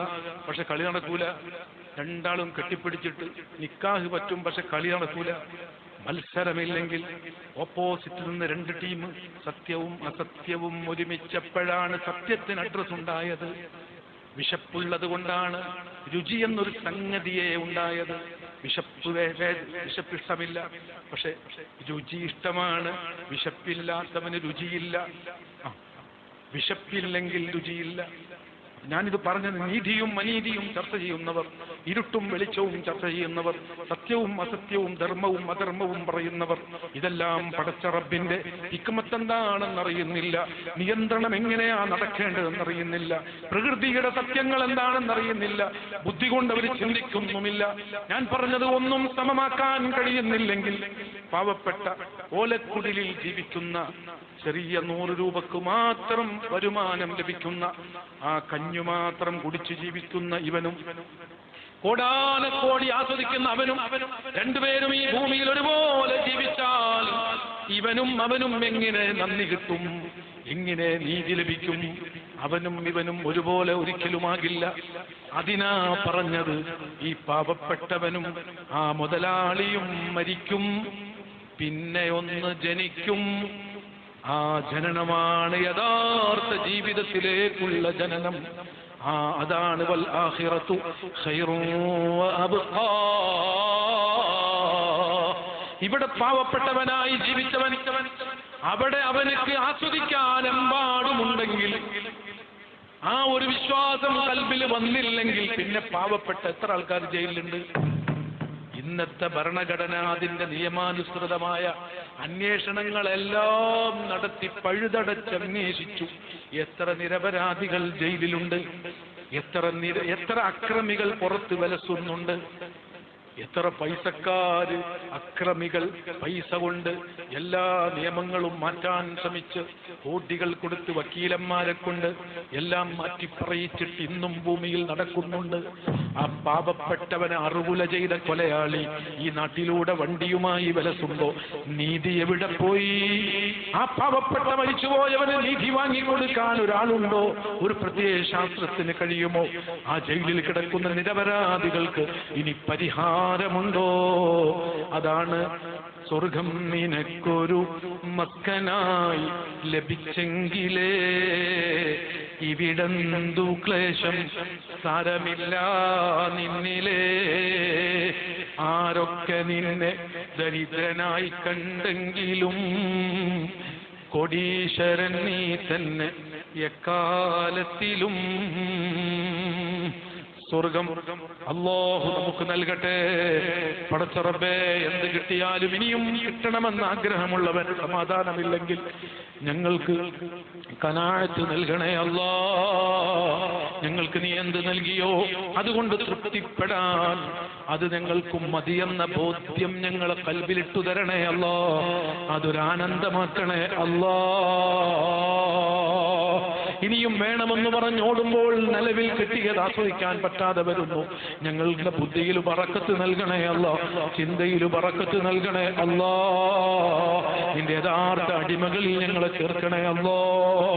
മഹാന്മാരായ അമ്പിയാക്കൾ ഔലിയാക്കൾ അവരുടെ മദ്ഹ് പറയുമ്പോൾ പാപം പൊറുക്കുമെന്നാണല്ലോ. ഞങ്ങൾ പാപങ്ങൾ ഈ സദസ്സിന്റെ ബറക്കത്ത് കൊണ്ട് പൊറുക്കണേ അല്ലാ. ഇബാദത്താക്കി മാറ്റണേ അല്ലാ. കടങ്ങളുണ്ട്, നീ വീട്ടിൽ തരണേ അല്ലാ. രോഗങ്ങളുണ്ട്, നീ ശിഫ നൽകണേ അല്ലാ. പാപങ്ങളുണ്ട്, നീ പൊറുക്കണേ അല്ലാ. കറയെല്ലാം നീ ഒന്ന് കഴുകണേ അല്ലാ. ഖജാ തങ്ങളുടെ മദദ് നൽകണേ അല്ലാ. ഇത് സംഘടിപ്പിച്ചതിന്റെ ലക്ഷ്യം പൂർത്തിയാക്കി നൽകണേ അല്ലാ. ഇന്ന് പരിശുദ്ധ റജബിന്റെ വല്ലാത്ത സമയമാണ്. ഹബീബായ നബി സല്ലല്ലാഹു അലൈഹി വസല്ലമ തങ്ങൾ ലോകത്തെ ഏറ്റവും വലിയ പവറുള്ള ആ നേതാവിന്റെ മനസ്സിൽ ഏറ്റവും സുഖമുണ്ടായ രാവ്. മനുഷ്യൻ അല്ലാഹുവിനെ അറിയാനാണ് മനുഷ്യനെ പടച്ചതെങ്കിൽ ആ റബ്ബിനെ മനുഷ്യകുലത്തിന്റെ നേതാവായ മുത്തുനബിക്ക് കാണാൻ അവസരം ലഭിച്ച നിമിഷമാണ്, സമയമാണ്. ഈ റജബ് 27 ഈ രാവിലാണ്, രാത്രിയിലാണ് മുത്തുനബി സല്ലല്ലാഹു അലൈഹി വസല്ലമ തങ്ങളെ അല്ലാഹു ബുറാക്കിൽ കൊണ്ടുപോയത്. സുബ്ഹാനല്ലദീ അസ്റാ ബിഅബ്ദി ലൈലൻ മിനൽ മസ്ജിദിൽ ഹറാം ഇലൽ മസ്ജിദിൽ അഖ്സാ അല്ലദീ ബാറക്നാ ഹൗല. എത്ര അത്ഭുതങ്ങളാ നടന്ന തീരാവിൽ. പിന്നെ അവിടെ നിന്ന് അങ്ങോട്ട് മേറാജ്, രണ്ടും രണ്ട് യാത്രയാണ്. ഇസ്രാ കഴിഞ്ഞ് പിന്നീടുള്ള മേറാജ്. എത്ര അത്ഭുതങ്ങളാ. കഴിഞ്ഞുപോയവർ കഴിഞ്ഞു പോയിട്ടില്ല എന്ന് സ്ഥാപിക്കുന്ന യാത്ര. മരണം തീർപ്പ് കൽപ്പിക്കാനുള്ളതല്ല. മരണത്തോടുകൂടി അങ്ങ് കഴിഞ്ഞുപോയി എന്ന് കരുതണ്ട. മൂസാ നബി എന്ന് പറയുന്ന വല്ലിപ്പാനെ മുത്തുനബി കാണാൻ പോയ യാത്രയാണ് ഈ യാത്ര. അത് വലിയൊരു അത്ഭുതമാകുന്നത് അപ്പോഴാണ്. സ്വപ്നത്തിൽ കാണാൻ പോയാൽ നമ്മളൊക്കെ മരിച്ചവരെ പോയി കാണലുണ്ടല്ലോ. നമ്മൾ സ്വപ്നത്തിൽ മരിച്ചുപോയ എത്ര ആൾക്കാരെ കാണലുണ്ട്? അതൊരു വലിയ സംഭവമാക്കിയപ്പോൾ ആ സംഭവമാക്കിയവനൊരു സംഭവം അല്ലാതാവൂലേ? ഇജി സ്വപ്നത്തിൽ എവിടെ പോയി? ഞാൻ സ്വപ്നത്തിൽ അമേരിക്ക പോയി വന്നു. നീ പോയി കല്യാണം കഴിച്ച് കുട്ടികളും വേറെ കുട്ടികളെ കെട്ടിച്ചിട്ട് വന്നാലും കുഴപ്പമില്ല. സ്വപ്നത്തിലാണെങ്കിൽ ഒരു കുഴപ്പമില്ല. സ്വപ്നത്തിൽ എന്താ കുഴപ്പം? അതൊരു വലിയൊരു സംഭവം. ഞങ്ങൾ വിചാരിച്ചമായിരുന്നല്ല, ഞാൻ നല്ല സ്വപ്നത്തിൽ അമേരിക്ക പോയി വന്നു. അപ്പൊ നമ്മൾ ഈ ആൾക്ക് സുഖമില്ലാന്നല്ലേ പറയുള്ളൂ, അതൊരു വലിയ അത്ഭുതമാണോ? പക്ഷേ മുത്തുനബി സ്വല്ലല്ലാഹു അലൈഹി വസല്ലം മരണപ്പെട്ടു പോയ, വഫാത്തായി പോയ, കഴിഞ്ഞു പോയ, ഇനി ഇല്ല എന്ന് പറയണ ഒരു വിഭാഗം അങ്ങനെയാണല്ലോ വിശ്വസിപ്പിക്കുന്നത്. കഴിഞ്ഞുപോയി, ഹാജാ തങ്ങൾ കഴിഞ്ഞുപോയി, അമ്പറന്നങ്ങൾ കഴിഞ്ഞുപോയി, ബദരീങ്ങൾ കഴിഞ്ഞുപോയി, മുത്തുനബി പോലും കഴിഞ്ഞുപോയി എന്ന് പറയുന്നു. അത് ജീർണിക്കില്ലായിരുന്നെങ്കിൽ, അതങ്ങ് തകർന്ന് തരിപ്പണമാകില്ലായിരുന്നെങ്കിൽ പിന്നെ എന്തിനാ മറവ് ചെയ്തതെന്ന് വൃത്തികെട്ട ചോദ്യം വരെ അവർ ഉന്നയിക്കുന്നു. അവരുദ്ദേശിക്കുന്നത് എന്താണ്? ഈ ഭൗതിക ലോകം അങ്ങ് അവസാനിക്കുമ്പോൾ ഈ മരണത്തോടുകൂടി എല്ലാം കഴിയുമെന്ന നിരീശ്വരവാദികളുടെ, യുക്തിവാദികളുടെ, ആഖിറം വിശ്വസിക്കാത്തവരുടെ ചിന്ത അത് ജനഹൃദയത്തിലേക്ക് കടത്തിവിടണം. അതാണ് അവരുടെ ഒളി അജണ്ടയാണ് അവർ നടപ്പാക്കുന്നത്. അതുകൊണ്ട് തന്നെ മരണശേഷം ദിക്ർ കേൾക്കുമ്പോൾ പ്രശ്നമാണ്, മരണപ്പെട്ട ഖബറിങ്ങൾക്ക് പോകുമ്പോൾ പ്രശ്നമാണ്. ഏതെങ്കിലും മഹാന്മാര് അവര് ജീവിച്ചിരിക്കുമ്പോൾ വലിയ കറാമത്തുകൾ കാണിച്ചവർ മരിക്കുമ്പോൾ അവസാനിച്ചു എന്ന് വിശ്വസിക്കാനാ അവർ പറയുന്നത്. അപ്പൊ പിന്നെ മരിക്കും എന്ന് പറ. മരണത്തോടുകൂടി മനുഷ്യൻ, ആത്മാവിന് മരണമില്ല. ബോഡിയിൽ നിന്ന് തൽക്കാലം യഥാർത്ഥ ലോകത്തേക്കുള്ള കാൽവെപ്പാണ് മരണം. യഥാർത്ഥ ലോകത്ത് അവരെത്തുകയാണ്. അതുകൊണ്ടാണ് ഷഹീദിനെ കുറിച്ച് മരിച്ചു എന്ന് പറയല്ല. ലാ തഹ്സബന്ന അല്ലദീന ഖുതിലൂ ഫീ സബീലില്ലാഹി അംവാതൻ, ചിന്തിക്ക പോലും ചെയ്യല്ല, ബൽ അഹ്യാഉ. മരിച്ചവരെ പറ്റി മരിച്ചിട്ടില്ല എന്ന് പറഞ്ഞാൽ എന്തർത്ഥം? വിശ്വസിക്കേണ്ടത് അതാണ്. യഥാർത്ഥ ലോകം, ഈ ഭൂമി, ഈ ബോഡിയിൽ നിന്ന് നമ്മൾ പുറത്തു വരുമ്പോൾ അത് അവസാനമല്ല എന്ന് നമ്മൾ വിശ്വസിച്ചേക്കണം. അത് നമ്മളങ്ങ് ഉറപ്പിച്ചേക്കണം. അതാണ് റഅയ്തു മൂസാ ഖായിമൻ യുസല്ലി ഫീ ഖബരി. വർഷങ്ങൾക്ക് ശേഷം മുത്തുനബി തിരിച്ചു പോകുന്നു. അപ്പൊ നമ്മളെ വർഷങ്ങൾക്ക് മുമ്പ് വഫാത്തായി പോയ മൂസാ നബി ഖബറിൽ നിസ്കരിക്കുന്നത് ഞാൻ കണ്ടു. ഹബീബ് റസൂലുള്ളാഹ്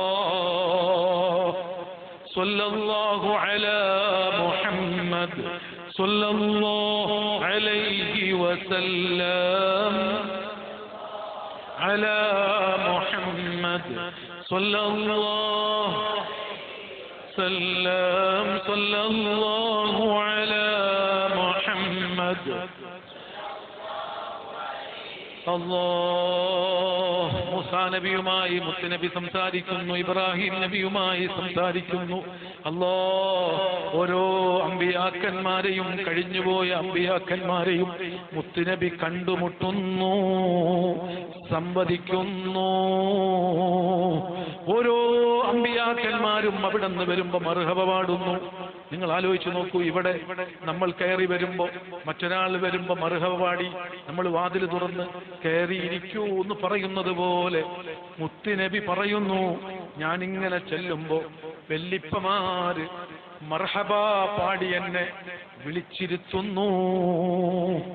وقدمتك جميع الأنبياء بها والرسل تقديما مخدوم على خدمي. ഒരു സേവകർ, ഒരു രാജാവ് കടന്നു വരുമ്പോ ആ രാജാവിന്റെ സേവകർ ആ രാജാവിനെ സ്വീകരിക്കുന്ന ഒരു ശൈലിയുണ്ട്. വരൂ, കടന്നിരിക്കൂ എന്ന് പറഞ്ഞ് ആദരിച്ച് കടന്നിരുത്താറുണ്ടെങ്കിൽ, അങ്ങനെ തഖ്ദീമ മഖ്ദൂമിൻ അലാ ഖദമി, അങ്ങനെ മുത്തുനബിയെ മുർസലീങ്ങൾ സ്വീകരിക്കുകയാണ്. വാനലോകത്ത് മുത്തുനബിയെ കഴിഞ്ഞുപോയ മുർസലീങ്ങൾ സ്വീകരിക്കുന്നു. ഈ സംഭവം അവിടുന്ന് വിളിച്ചു പറയുന്നു. സ്വഹാബത്ത് സംശയമില്ലാതെ സ്വീകരിക്കുന്നു. ഇതിനെ കൊഞ്ഞലം കുത്തിയിട്ട് അന്ന് ഒരു ടീം പരിഹസിച്ചിട്ടുണ്ട്. ഇത് നടക്കുമോ എന്ന് സംശയിച്ച് ഒരു വിഭാഗം മുനാഫിഖുകൾ ഇത് തുറന്ന് ഇതിനെതിരെ പ്രവർത്തിച്ചിട്ടുമുണ്ട് അക്കാലത്തെങ്കിൽ. ഇന്നും വിശ്വസിക്കുന്നൊരു ടീമുണ്ട്, എതിർക്കുന്നൊരു ടീമുണ്ട്. ഇതെല്ലാം വിശ്വസിക്കാൻ കിട്ടൂല എന്ന് പറഞ്ഞ് മാറ്റിവെക്കുകയും, പതിനാവിൽ ഉറക്കം ഒരു ഹരമാണെങ്കിലും ഒരു വലിയ ഉറക്കം വരാനുണ്ട്, അത് മരണമാണ്. അത് കഴിഞ്ഞു പിന്നെ ഒരു ഉണർച്ചയുണ്ട്. ആ ഉണർച്ചയുടെ ശേഷം ആ വിശാലമായ ലോകത്തെ കുറിച്ചോർത്ത് പാതിരാവിലൊന്നുണരാൻ തൗഫീഖ് റബ്ബ് നൽകട്ടെ. ആ ലോകത്ത് മരിക്കാത്ത ലോകത്തെ സ്വർഗം ഉദ്ഘാടനം ചെയ്യുന്ന മുത്തുനബിയെ സ്നേഹിക്കാനും അവിടുത്തെ മേലിൽ സ്വലാത്ത് ചൊല്ലാനും അവിടുന്ന് പഠിപ്പിച്ച സുന്നത്തുകൾ ജീവിതത്തിൽ പകർത്താനും അല്ലാഹു തൗഫീഖ് നൽകട്ടെ.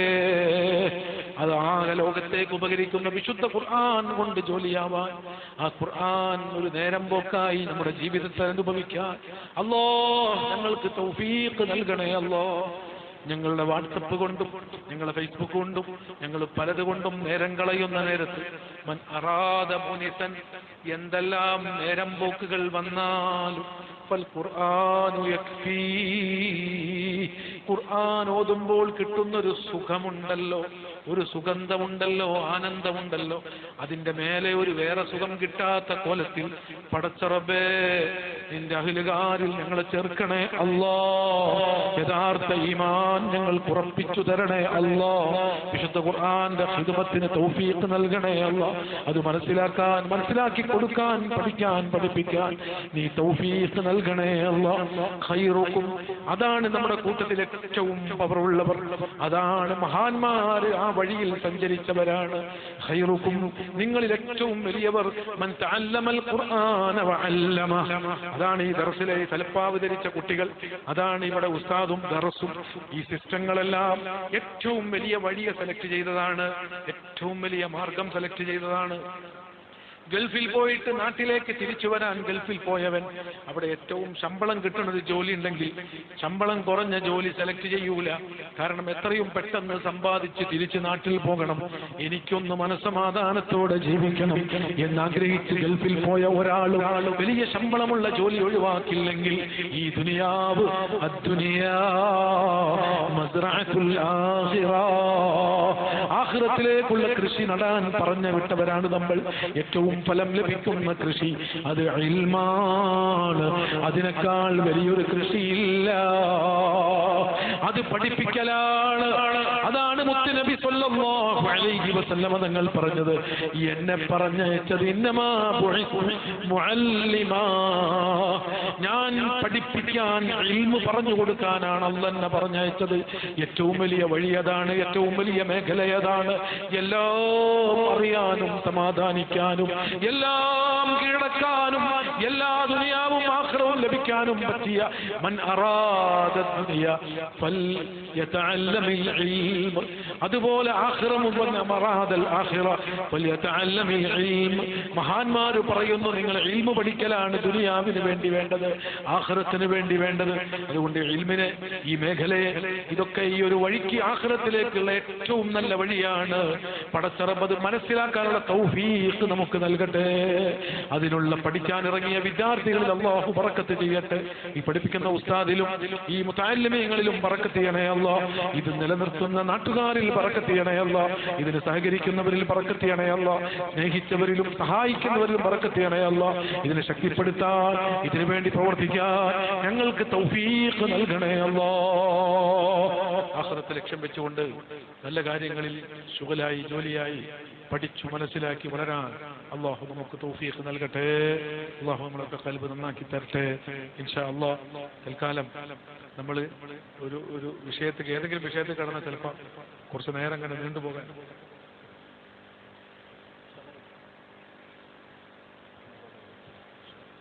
അല്ലാഹു നമ്മളെ ഖൽബ് നന്നാക്കി തരട്ടെ. ഇന്നിപ്പോൾ നമ്മൾ ഒരു ഉറൂസിൽ സംസാരിക്കുമ്പോൾ ഞാൻ ഈ ആയത്തോതും ബൈത്തിയെല്ലും അതിൻ്റെ ഇടയിലൂടെ ഇങ്ങനെ ചുറ്റിൽ തേങ്ങട്ട പോലെ അത് പറഞ്ഞുകൊണ്ടിരിക്കുന്നത്. ഇന്ന് ഈ ലൈവും ഇതൊക്കെ എന്ന് പറഞ്ഞാൽ പല ഭാഗത്തുനിന്നും പലവരും ഇങ്ങനെ വീക്ഷിച്ച് സമയം കളയുന്നൊരു കാലമാണ്.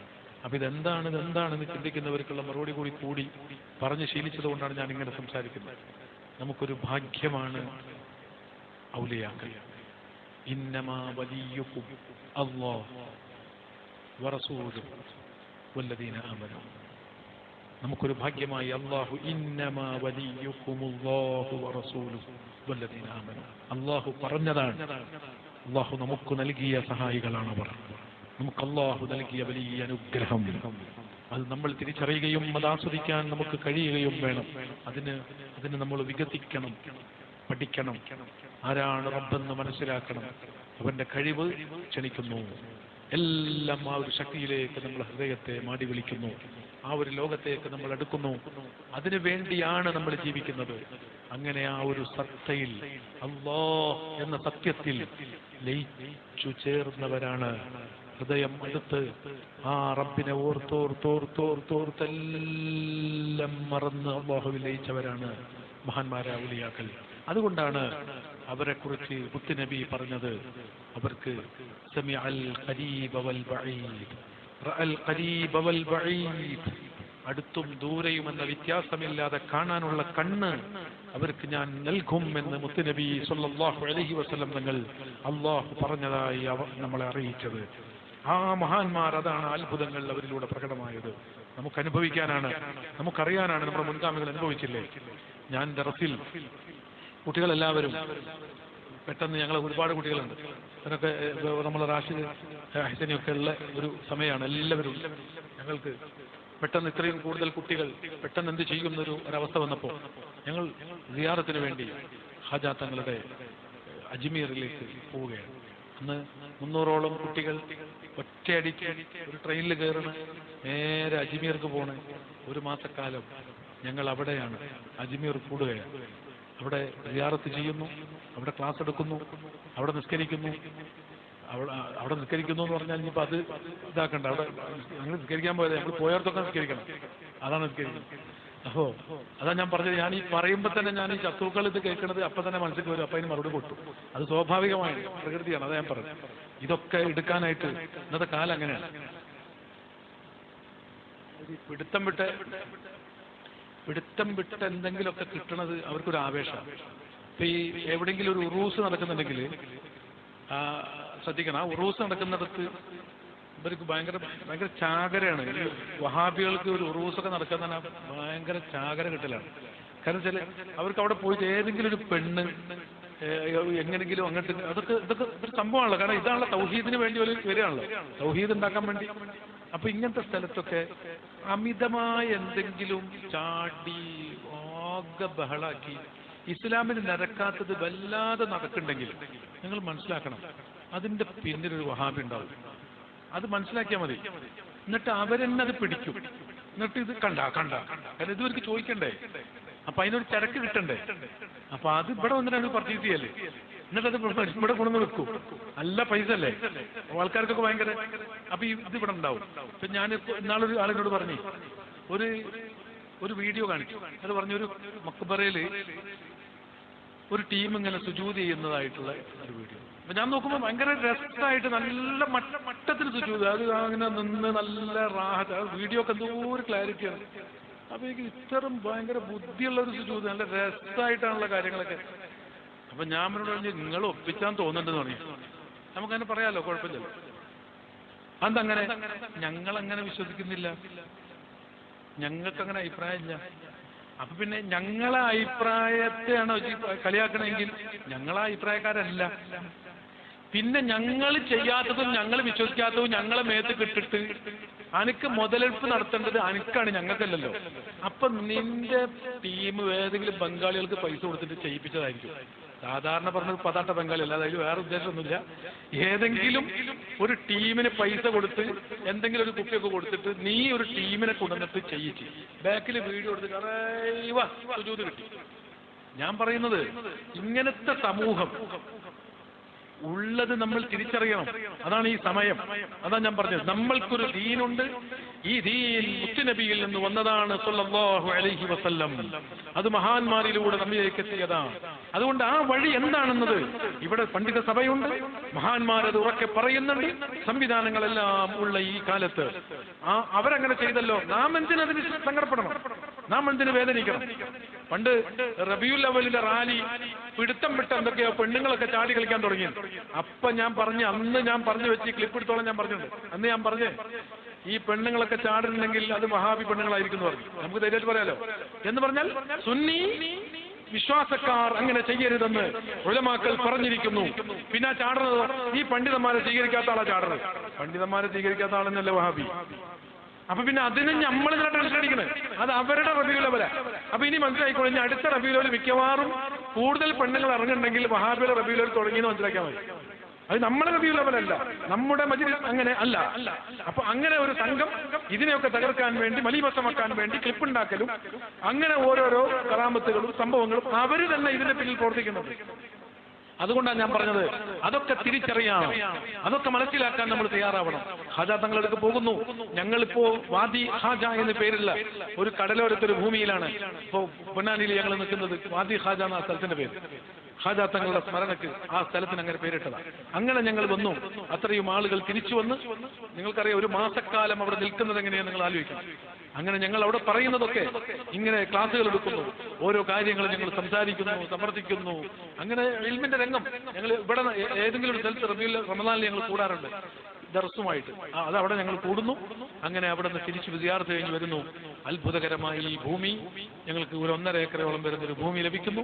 ഇന്ന് ദർസ് കുട്ടികളെല്ലാം ഭക്ഷണം കഴിക്കുന്നതും കൂടുന്നതും എല്ലാം ആ ഭൂമിയിലാണ്. നിങ്ങൾക്ക് വന്നാൽ കാണാൻ പറ്റും ആ ഭൂമി. അങ്ങനെ ഞങ്ങൾ വന്നിട്ട് അത്ഭുതകരമായ ഭൂമി ലഭിച്ചതൊക്കെ നിങ്ങൾ ഉസ്താദിനോട് ചോദിച്ചാലും ഇവിടെ ആരോട് ചോദിച്ചാലും അറിയുന്ന ചരിത്രങ്ങളാണ് ഞാൻ പറയുന്നത്. നമ്മൾ സ്വഹാബത്ത് ഒരു ദാഹം വന്നപ്പോ, വെള്ളം കിട്ടാതായപ്പോ, വിഷമിച്ചപ്പോഴൊക്കെ അവര് മുത്തുനബിയിലേക്ക് ഓടി, ഇലാ ഹദ്റത്തി റസൂലില്ലാഹ് സ്വല്ലല്ലാഹു അലൈഹി വസല്ലം. പിന്നീട് അവിടുത്തെ വഫാത്തിന്റെ ശേഷം വെള്ളത്തിന്റെ പ്രശ്നം വന്നപ്പോഴും ഇലാ ഖബ്രി റസൂലില്ലാഹ് സ്വല്ലല്ലാഹു അലൈഹി വസല്ലം. മഹാന്മാർ മുഴുവൻ അത് എഴുതുന്നു. അങ്ങനെ മഴ ലഭിക്കുന്ന ചരിത്രങ്ങൾ ഇമാമിയങ്ങൾ, ഡസൻകണക്കിന് ഇമാമിയങ്ങൾ അത് എഴുതി വെക്കുന്നു. എല്ലാവരും ഒരു സംശയവും ഇല്ലാതെ, ഒരു തർക്കവുമില്ലാതെ എഴുതി വെക്കുന്നു. ഇബ്നു കതീർ എഴുതുന്നു. ഇബ്നു തൈമിയ്യ അടക്കമുള്ള എല്ലാവരും, എത്ര ആളുകൾ ഇതിനെ എതിർത്ത് പറയുന്ന പക്ഷക്കാർ വരും, ഇത് എഴുതി വെക്കുന്നു. ചരിത്ര സത്യം. ഞാനിത് എന്തിനു പറഞ്ഞു?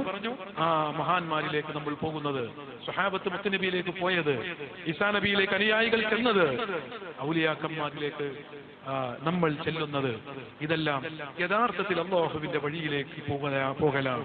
അല്ലാഹുവിനെ അറിഞ്ഞവർ, അല്ലാഹുവിനെ പരിചയപ്പെടുത്തുന്നവർ, അല്ലാഹുവിലേക്ക് കൈമലർത്തിയാൽ, അല്ലാഹുവിനെ അറിഞ്ഞവർ ചോദിച്ചാൽ അല്ലാഹു തട്ടില്ല. അത് മനസ്സിലാക്കിയിട്ടാണ് അവനെ അറിഞ്ഞവരിലേക്ക് നമ്മൾ ചെല്ലുന്നത്. യഥാർത്ഥത്തിൽ ഔലിയാക്കളിലേക്ക് പോകുന്നത് അല്ലാഹുവിനെ അറിഞ്ഞവരിലേക്കുള്ള പോക്കാണ്. അതുകൊണ്ട് തിരിയുന്നത്, മനസ്സിലാക്കുന്നത്, സമാധാനം ലഭിക്കുന്നത് അല്ലാഹുവിൽ നിന്നാണ്. ഫമാ ബികും മിൻ നിഅമത്തിൻ ഫമിനല്ലാഹ്. അതുകൊണ്ട് തന്നെ ആ സിയാറത്തുകൾ, നമ്മുടെ പരിസരത്തുള്ള മഹാന്മാർ, ഇത്തരം മജ്ലിസുകൾ, ഉറൂസുകൾ, നമ്മുടെ പഴയ കാലത്ത് ഞാൻ പറഞ്ഞല്ലോ, നമ്മുടെ മുഅ്മിനീങ്ങൾക്കുള്ള ശക്തിയും പവറൊക്കെ ഈ മാലയും മൗലിദൊക്കെ ആയിരുന്നു.